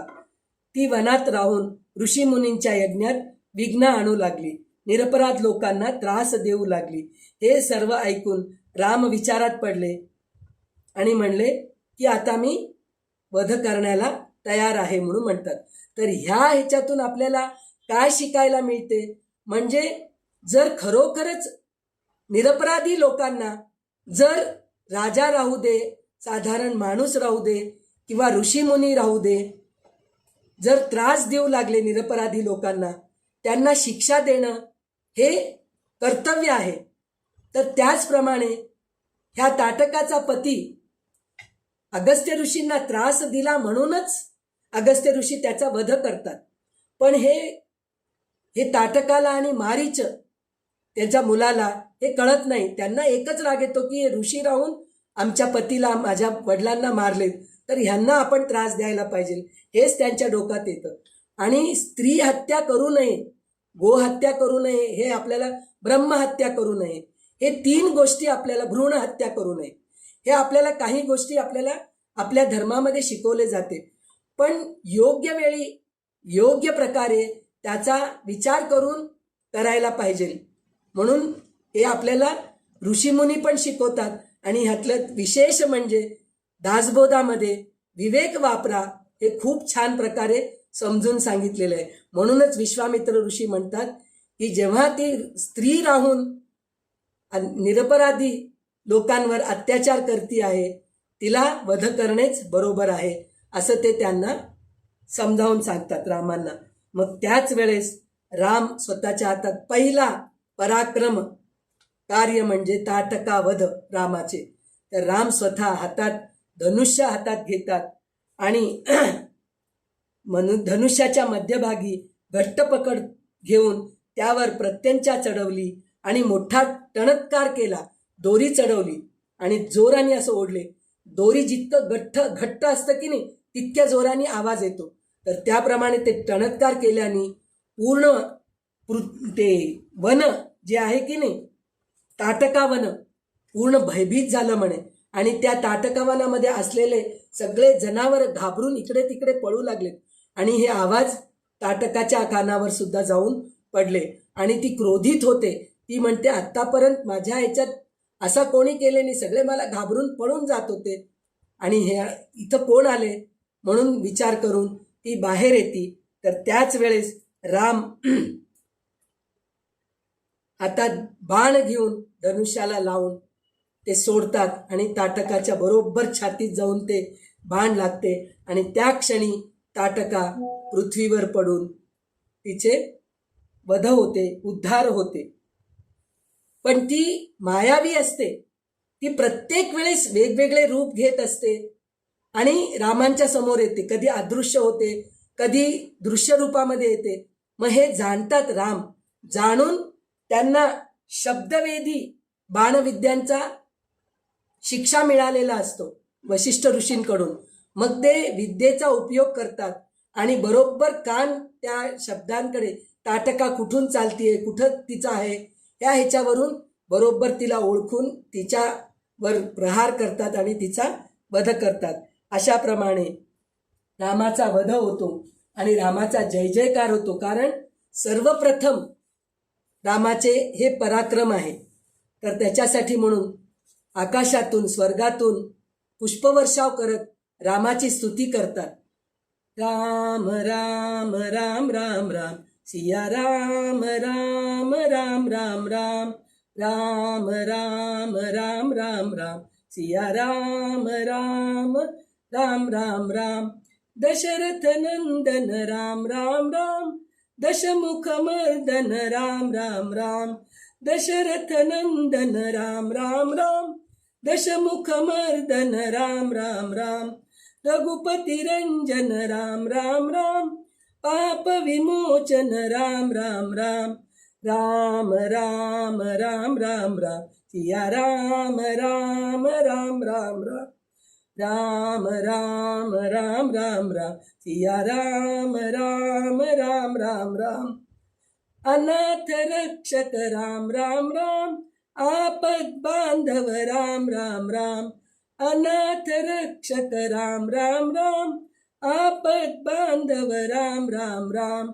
मैथिली नंदन राम राम राम मारुती वंदित राम राम राम राम राम राम राम राम जय राम राम राम राम राम राम राम राम राम राम जय राम राम राम राम राम राजाधिराम राज रामचंद्र महाराज की जय.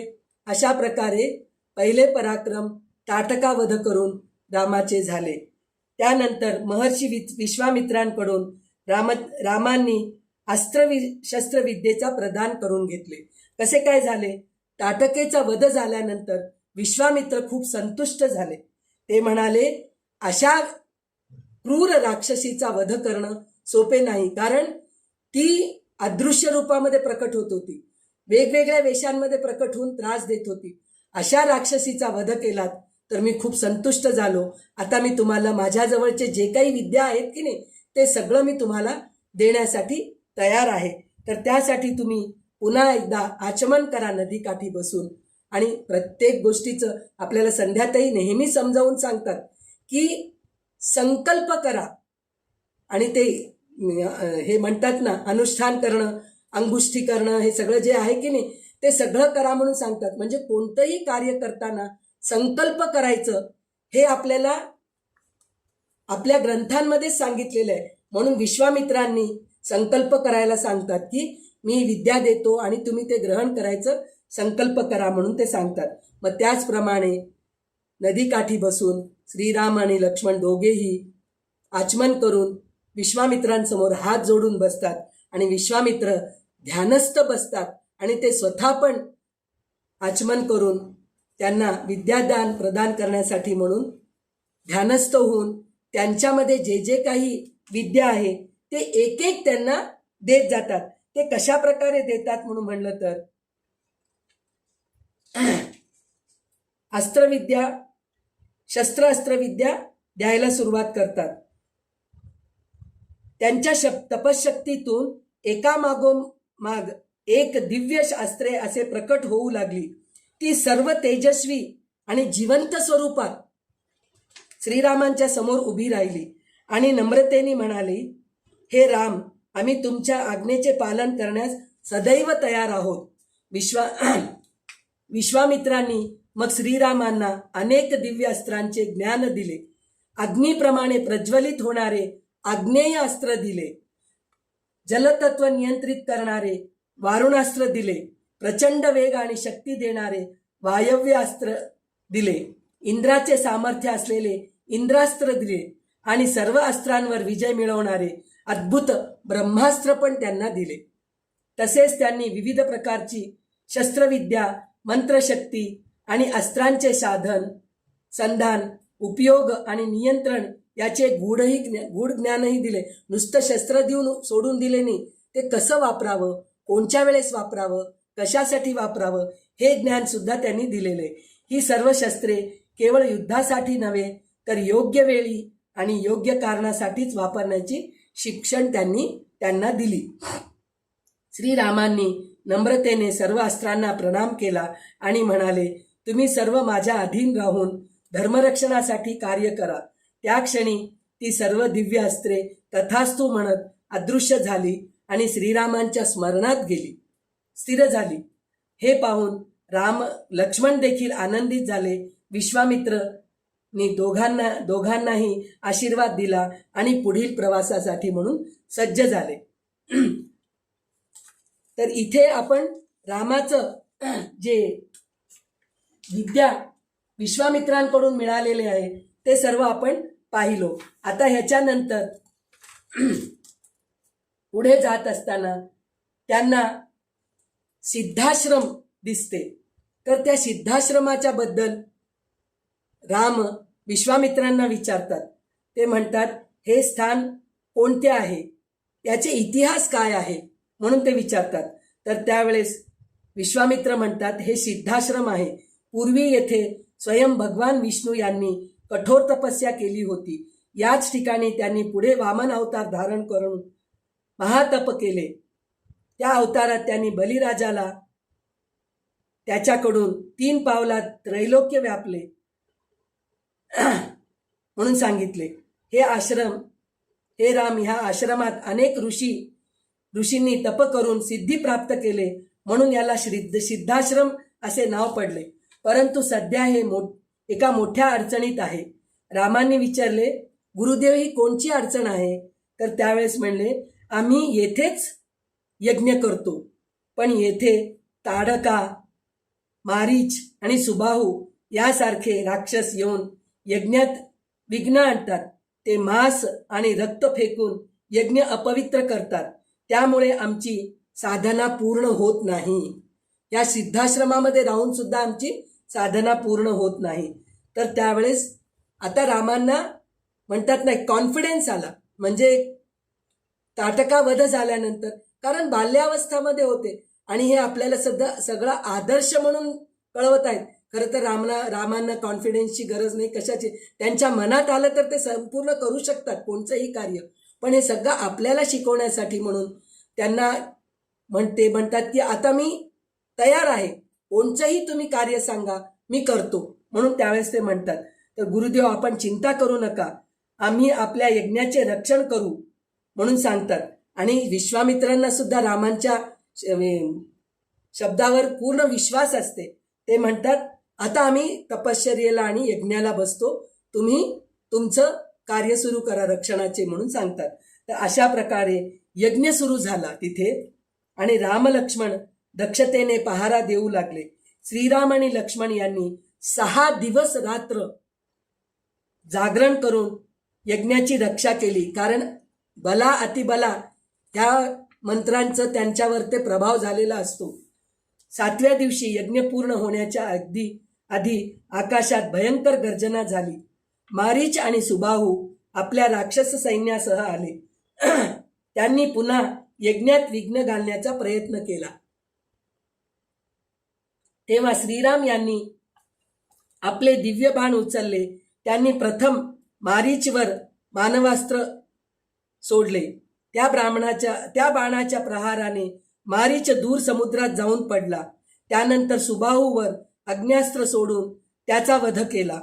लक्ष्मण यांनी इतर राक्षसांचा वध केला. अशा प्रकारे सर्व राक्षसांचा संहार झाला आणि यज्ञ निर्विघ्नपणे पूर्ण झाला. आपण लहान असताना म्हणजे तरुण वयात असताना, काही लोक तरुण असतील, काही लोक लहान असतील, त्यावेळेस आपण टी व्हीवर ते रामायण बघत होतो. तर त्यावेळेस हे जे सिद्धाश्रमामध्ये यज्ञ रक्षणासाठी राम आणि लक्ष्मण दोघे बाण सोडून सुरुवातीला ते यज्ञावरते एक छत निर्माण करतात, हे दृश्य दाखवले होते. ती आठवण येते मला. तर ते छत पहिले निर्माण करतात, मग ह्या राक्षसांचा संहार करतात. म्हणजे इथे युद्ध करत असताना दुसरे राक्षस येऊन अपवित्र करू नये यज्ञ, यासाठी म्हणून पहिले ते छत तयार करतात. म्हणजे कोणचंही कार्य करताना पहिले काय काय करावं हे सगळं आपल्याला या रामायणामधून आपल्याला शिकायला मिळते. तर अशा प्रकारे देवतांनी या यज्ञावरते अशा प्रकारे सर्व राक्षसांचा संहार झाला आणि यज्ञ निर्विघ्नपणे पूर्ण झाला. विश्वामित्र ऋषी अत्यंत प्रसन्न झाले. त्यांनी श्रीराम आणि लक्ष्मण यांना आशीर्वाद दिला. त्यावेळी आकाशातून परत जय श्रीराम जय श्रीराम असं म्हणून गर्जना करत पुष्पवृष्टी करू लागलेत. आणि प्रत्येक वेळेस रामांचं आपण जय जयकार, नुसतं श्रीराम जय राम जय जय राम हे म्हणणं तर खूप सोपं, हे आपण दररोजच म्हणतो, दररोजच आपण जप करतो. पण ह्याच्यामध्ये आपल्याला कितीतरी ऋषीमुनींनी, शंकराचार्यांनी असे रामाचे वर्णन केलेले कितीतरी मंत्र भजन असे कितीतरी आहेत. तर त्याचा पण उल्लेख व्हावं म्हणून मधून मधून आपण ह्याचा आस्वाद पण घेणार आहोत.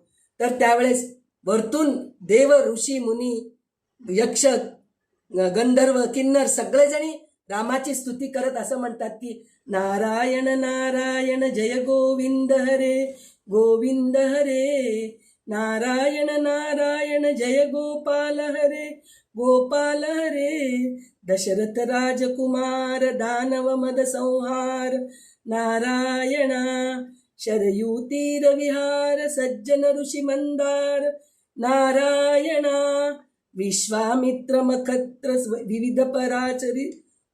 विविध वरानुचरित्र नारायणा, जनकसुता प्रतिपाल जय जय संस्कृती नील नारायणा, ताटकमर्दन राम नटगुण विविध सुधाम नारायणा, गौतम पत्नी पूजन करुणा घनावलोकन नारायणा, नारायण नारायण जय गोविंद हरे नारायणा, नारायण नारायण जय गोपाल हरे नारायणा, नारायणा नारायणा.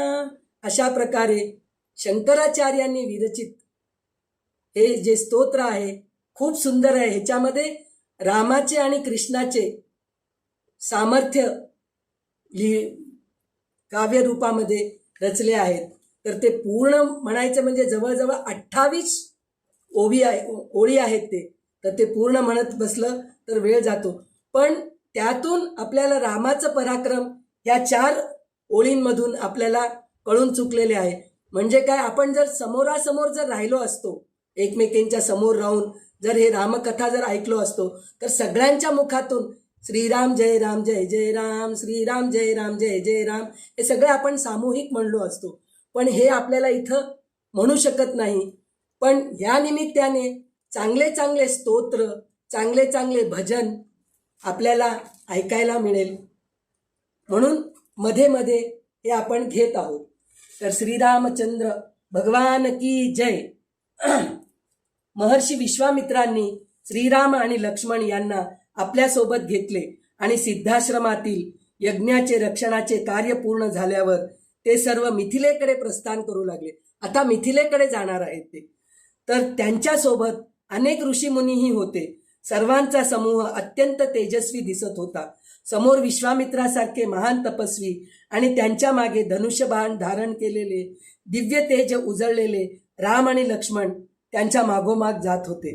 ते सर्व वनातून नद्यांच्या काठ्याने विविध रम्य प्रदेशातून प्रवास करू लागले. मार्गात अनेक पवित्र स्थळे आश्रम येत होते.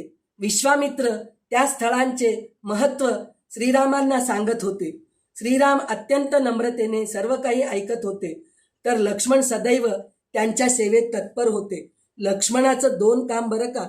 एक कानाने ऐकायचं आणि रामाला कुठं काही त्रास होतोय का या गोष्टीकडे लक्ष देणं. म्हणजे लक्ष्मण इतका दक्ष होता की रामांना कुठल्याही प्रकाराचा त्रास होऊ देत नव्हता. तर आता इथे आपल्याला अशा अनेक प्रवास करत असताना एक दिवस संध्याकाळी वातावरण अत्यंत शांत आणि पवित्र झाले होते. त्यावेळी ते सर्व शोणभद्र नदीच्या तीरावर पोचले. नदीचे पाणी स्वच्छ, शांत आणि प्रसन्न होते. त्या ठिकाणी सर्वांनी विश्रांती घ्यायचे ठरवले आणि संध्यावंदन करून अग्नी प्रज्वलित केला आणि सर्वजण त्या पवित्र तीरावर निवांत बसले. अग्नी प्रज्वलित केला हे कशासाठी आहे तर हिंस प्राणी जवळ येऊ नये म्हणून अग्नी प्रज्वलित करून. पहिल्या काळामध्ये आता बंदुकी वगैरे आहेत, जरी शिकारासाठी गेलो तर पटकन आपण बंदूक घेऊन मारून टाकू शकतो हिंसक प्राण्यांना, पण त्यावेळेस तसे नव्हते. तर तिथे अग्नी प्रज्वलित करत होते. प्राणी कधी पण कोणत्याही गोष्टीला घाबरत नाही, पण अग्नीला मात्र घाबरतो. म्हणून ते अग्नी प्रज्वलित करून तिथे निवांत बसतात आणि श्रीराम यांनी विनयपूर्वक विश्वामित्रांना विचारतात, भगवन हा प्रदेश अत्यंत सुंदर आणि पवित्र दिसतो, याचे महत्व काय आहे, शोणभद्र नदीचे इतिहास काय आहे असं म्हणून ते विचारतात. तेव्हा विश्वामित्र म्हणाले, हे राम, हा शोणभद्र नदीचा तीर अत्यंत पुण्यभूमी आहे. येथे पूर्वी वसु नावाचा राजाने राज्य केले. हा प्रदेश त्याच्या नावाने प्रसिद्ध झाला आहे. ही भूमी समृद्ध, पवित्र आणि तपश्चर्येने पावन झालेली आहे.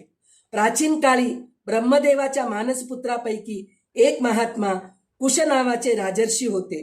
त्यांनी धर्म, सत्य आणि तपश्चर्या याचा आश्रय घेत पृथ्वीवर आपले राज्य स्थापन केले. कुशांना 4 पराक्रमी पुत्र होते. कुशांभ, कुशनाभ, असूर्त राज आणि वसु हे 4ही पुत्र गुणी, धर्मनिष्ठ आणि प्रजेला सुख देणारे होते.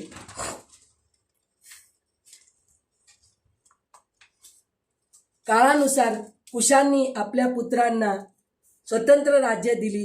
कुशांबाने कौशांबी नगरी वसविली. कुशनाभाने महोदय नगरी राज्य केले. असूर्त राजाने आपले वेगळे राज्य उभारले आणि वसूने शोणभद्र नदीच्या तीरावर एक सुंदर प्रदेश निवडून तेथे आपले राज्य स्थापन केले.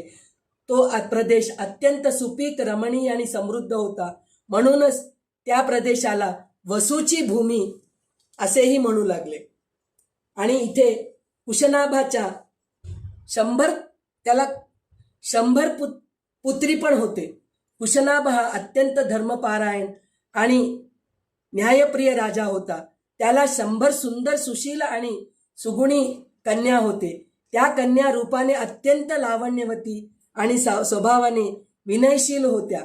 एकदा त्या सर्व कन्या उद्यानात विहार करण्यासाठी गेले असता त्यांचे सौंदर्य पाहून वायुदेव मोहित झाले म्हणे, त्यांचं सौंदर्य पाहून.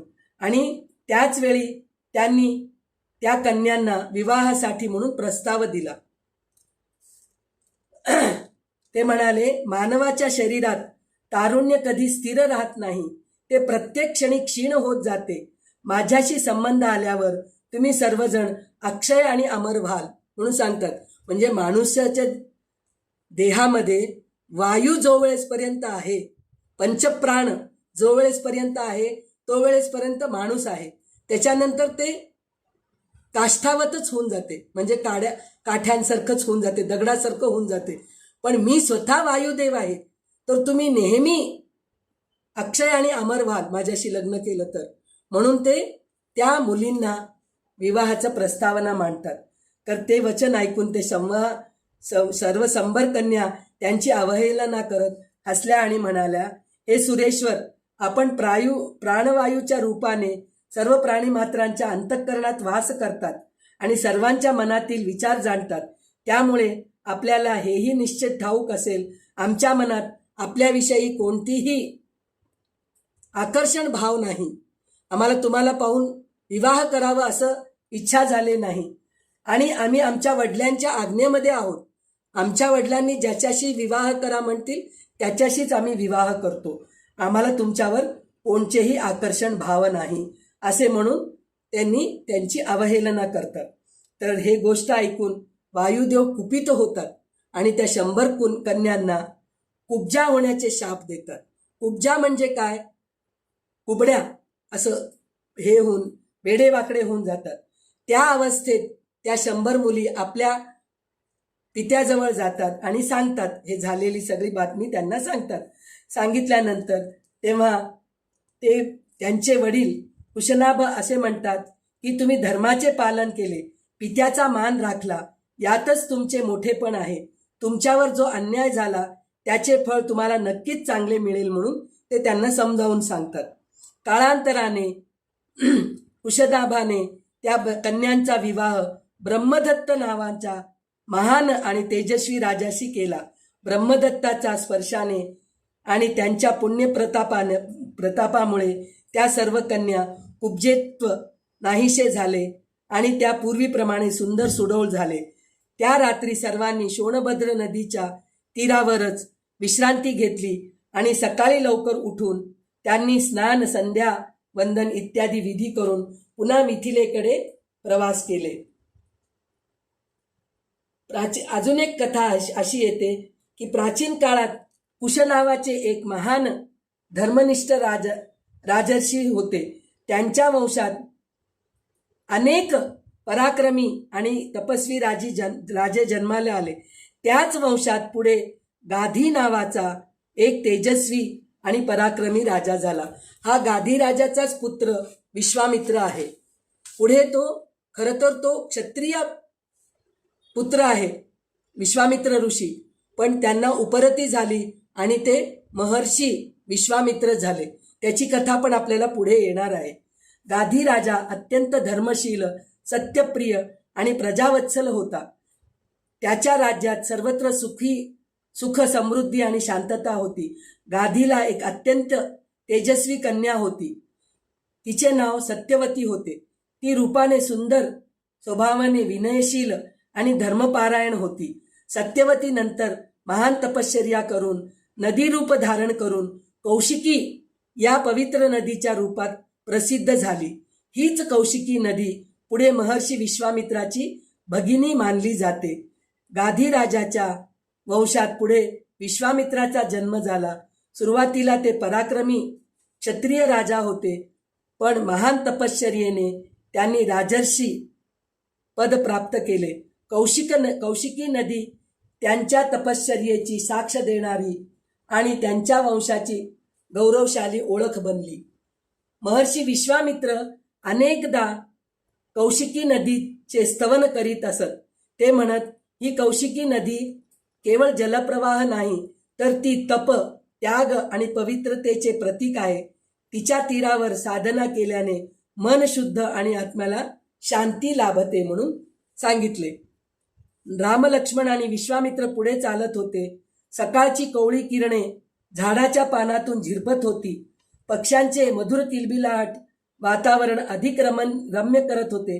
अशा प्रसन्न वेळी चालता चालता श्रीरामांनी विनम्रपणे विश्वामित्रांना विचारले, गुरुवर्य, ही जी पवित्र गंगा नदी आहे तिची उत्पत्ती कशी झाली, तिचे महात्म्य काय आहे, कृपया मला सविस्तर सांगावे म्हणून म्हणतात ते.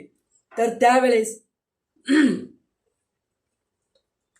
विश्वामित्र ऋषी श्रीरामांना म्हणतात, हिमालयाच्या उंच दिव्य शिखरावर हिमवान नावाचे एक तेजस्वी आणि पुण्यवान राजा राज्य करीत होता. त्याची पत्नी मैना मेनका अतिशय सती, पवित्रता आणि गुणी होती. या दाम्पत्याला 2 कन्या होत्या, एक गंगा आणि पार्वती. आपण पार्वतीची हरिताळिकेच्या दिवशी कथा ऐकतो पहा. तीच कन्या ही मेना आणि हिमालयाची कन्या आहे पार्वती, आणि गंगा सुद्धा त्यांचीच पुत्री आहे. गंगेची कथा अशी आहे की मोठी कन्या गंगा अत्यंत पवित्र, निर्मळ आणि तेजस्वी होती. कारण हे सगळं आपल्याला का ऐकायचं आहे म्हणून म्हणलं तर, विश्वामित्र आणि राम हे दोघे हे मिथिले राज्याकडे जात असताना राज्यामध्ये अरण्यामध्ये नदीकाठी एक एक आश्रम, एक एक नदी दिसत राहते.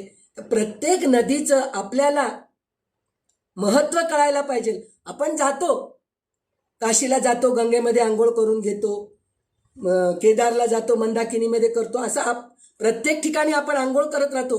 पण तिथले महत्त्व काय आहे हे कळून घेण्यासाठी म्हणूनच वाल्मिकी ऋषींनी इतकं सुंदर रामायण लिहून ठेवलेलं आहे. नुसतं रामकथाच नाही, त्याच्यामधून आपल्याला नद्यांचे काय महत्त्व आहे, प्रत्येक स्थानाचे महत्त्व काय आहे, प्रत्येक आश्रमाचे महत्त्व काय आहे, त्या आश्रमात राहणारे ऋषींचे महत्त्व काय आहे, हे सगळं आपल्याला वाल्मिकी रामायणामध्ये शिकायला मिळते.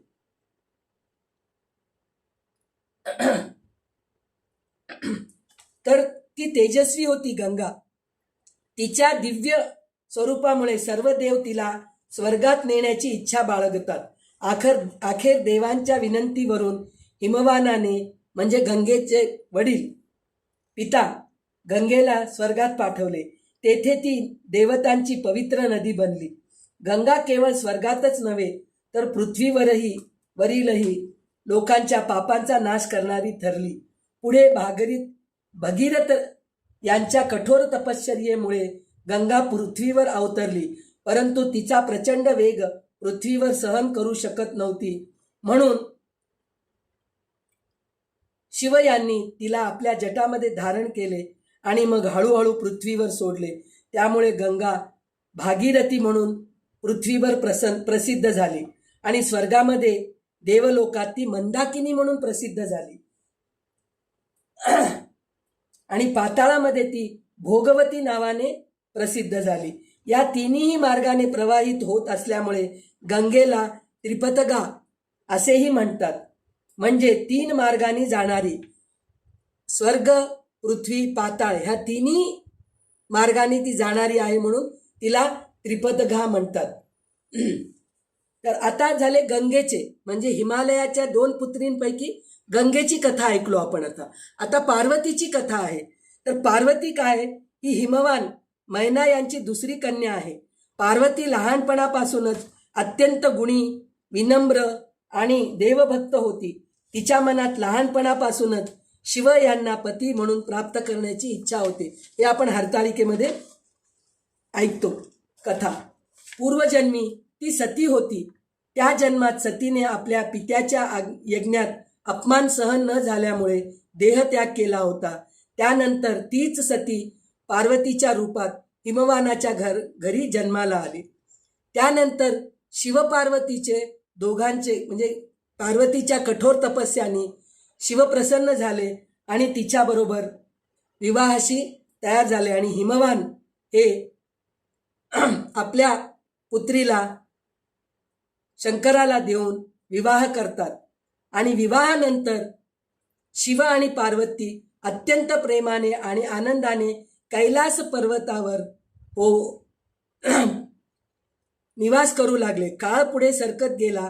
शिव आणि पार्वती दीर्घ काळात एकमेकात तल्लीन होऊन कामक्रीडेत मग्न होते. त्यांचे हे एकरूप प्रेम इतके तीव्र आणि दिव्य होते की त्यातून प्रकट होणारे तेज संपूर्ण सृष्टीला व्यापून टाकले म्हणे.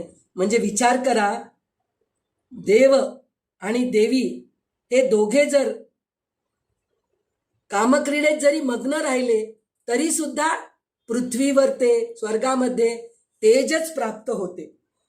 तर त्या सृष्टीला तेज व्यापून टाकले म्हणे. आणि सगळ्या देवतांना भीती वाटली म्हणे की ह्यांच्या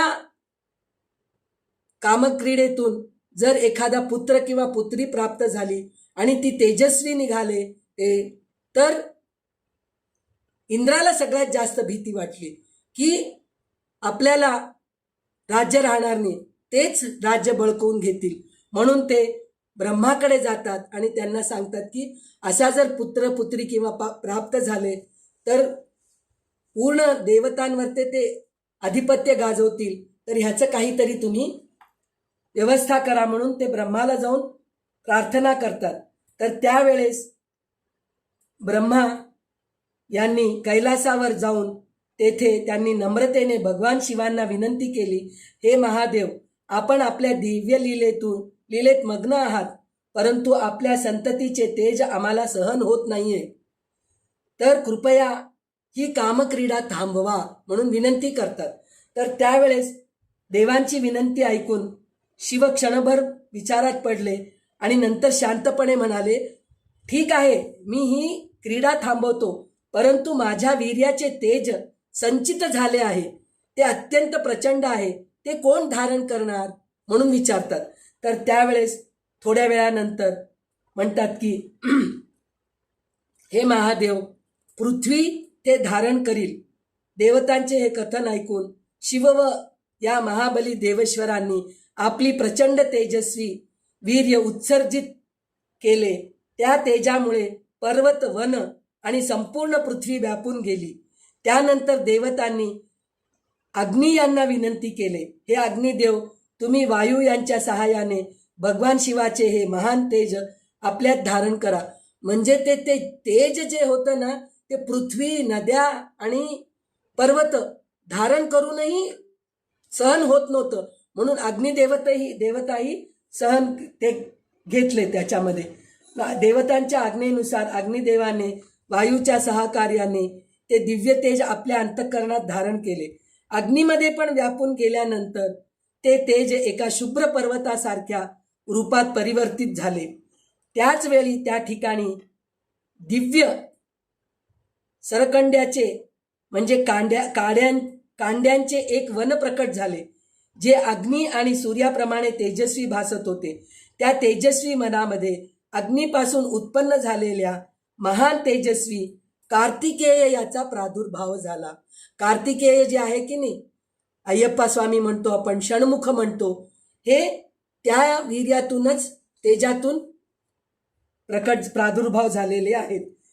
ही सर्व चर्चा ऐकून पार्वतीला मात्र खूप दुःख होते आणि क्रोध पण होते, कारण तिच्या मनामध्ये तिला स्वतःला तेजस्वी पुत्र व्हावा ह्या इच्छेने ती शंकराच्या कामक्रीडेत मग्न होती. पण ते सगळं वाया गेले आणि पृथ्वीवर, अग्नीमध्ये आणि वनामध्ये गेले, याचे तिला खूप दुःख होते. आणि त्यानंतर ती कोपाने, रागामध्ये म्हणते की तू माझ्या स्थानावर जे तेज धारण करण्यास तयार झालीस, तुला मी शाप देते, तुझे एकच रूप राहणार नाही, तू अनेकाच्या अधीन राहशील, अनेकांची भार्या होशील आणि तुला स्वतःच्या पोटी संतान उत्पन्न करण्याचे सुख लाभणार नाही. म्हणूनच पृथ्वी एका रूपात राहत नाही, खडबड खडतर असते. पृथ्वीराजाने, आपल्याला हे भागवत कथामध्ये ऐकण्याला मिळतं, पृथ्वीराजाने पृथ्वी सपाट केली म्हणे.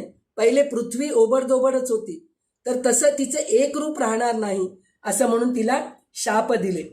आणि भयभीत पार्वतीच्या कठोर शापामुळे देवता पण भयभीत झाले आणि आपली चूक त्यांना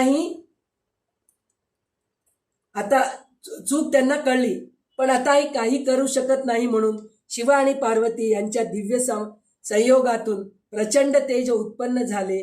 हे तेज इतके प्रखर होते की ते कोणीही थेट धारण करू शकत नव्हते. देवतांच्या विनंतीवरून अग्नी, वायू यांनी तेज आपल्यामध्ये धारण केले, परंतु तेज अगदी काळ सहन करणे अग्निदेवतांनाही कठीण जाळे. त्यामुळे तेज पवित्र गंगा हिचेकडे गंगाकडे सोपविले. गंगादेवीने भक्तिभावाने ते शिवतेज स्वीकारले. तिच्या प्रवाहात ते तेज वाहत राहिले, परंतु ते तेज इतके उष्ण आणि प्रखर होते की गंगेलाही ते दीर्घकाळ धारण करणे कठीण झाले. म्हणजे बघा, एकाच्या हातून एकाच्या गेले तरी त्याचं तेज कमी होत नाहीये. तेज हिमालयातील एका शांत पवित्र स्थळी वनात सोडले. त्या वनाला शरवन असे म्हणतात. त्या शरवनात ते दिव्य तेज स्थिर झाले. त्यातून एक अद्भुत बालक प्रकट झाले, ते म्हणजेच कार्तिकेय. त्याच्या शरीरातून तेजाच्या किरणा निघत होत्या, जणू सूर्यच अवतरला होता. त्या बालकाचे पालन पोषण कृत्तिका ही दासी केली होती, त्यामुळे त्याला कार्तिकेय असे नाव पडले.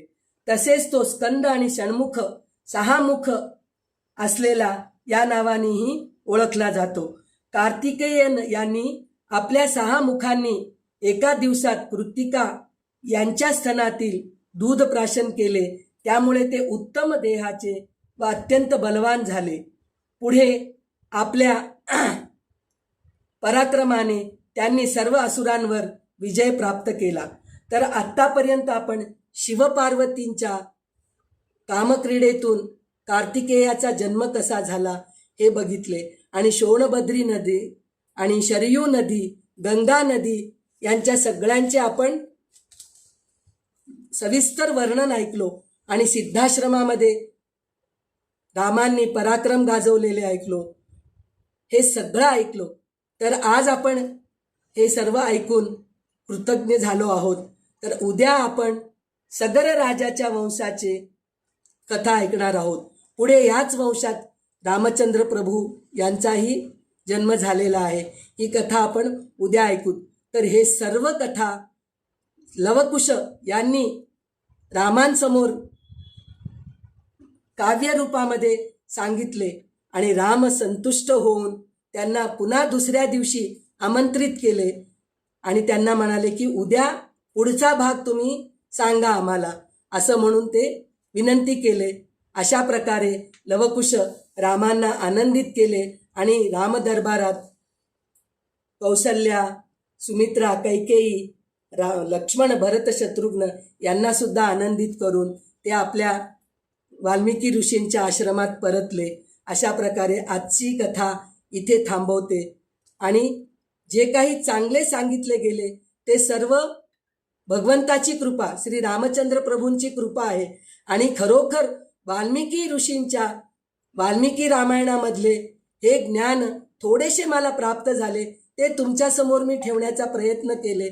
आणि जे काही कमी असेल, न्यूनता असेल, ते सर्व माझ्या अभ्यासाचाच कमी आहे. कारण एक गोष्ट ठिकाणी राहू शकत नाही. माणूस धर्म म्हणून चंचल वृत्ती असते, त्याप्रमाणे मी पण थोडी चंचलच आहे. तर त्याप्रमाणे जर काही कमी असेल तर ते माझ्या अभ्यासाच्याच कमीमुळे असेल, असे मी तुमच्या सगळ्यांसमोर प्रार्थना करते आणि आजचा कथेचा भाग इथेच थांबवते. आणि खरोखर मी म्हणते की तुम्ही सर्वजण मनापासून ही कथा ऐकतात आणि वेळेवर हजर होतात आणि कंटाळा न करत ऐकतात. ह्यासाठी म्हणून मला अजून जास्त अभ्यास करायची इच्छा निर्माण होते. तर रामचंद्र भगवान की जय. करचरणं कृतं वा कायजं कर्मजं वा श्रवणनयनजं वा मानसं वापराधं विहितं वा सर्वमेतत्क्षमस्व. जय जय करुणाब्धे श्री महादेव शंभो, श्री महादेव शंभो, श्री महादेव शंभो. सीताकांत स्मरण. जय जय राम.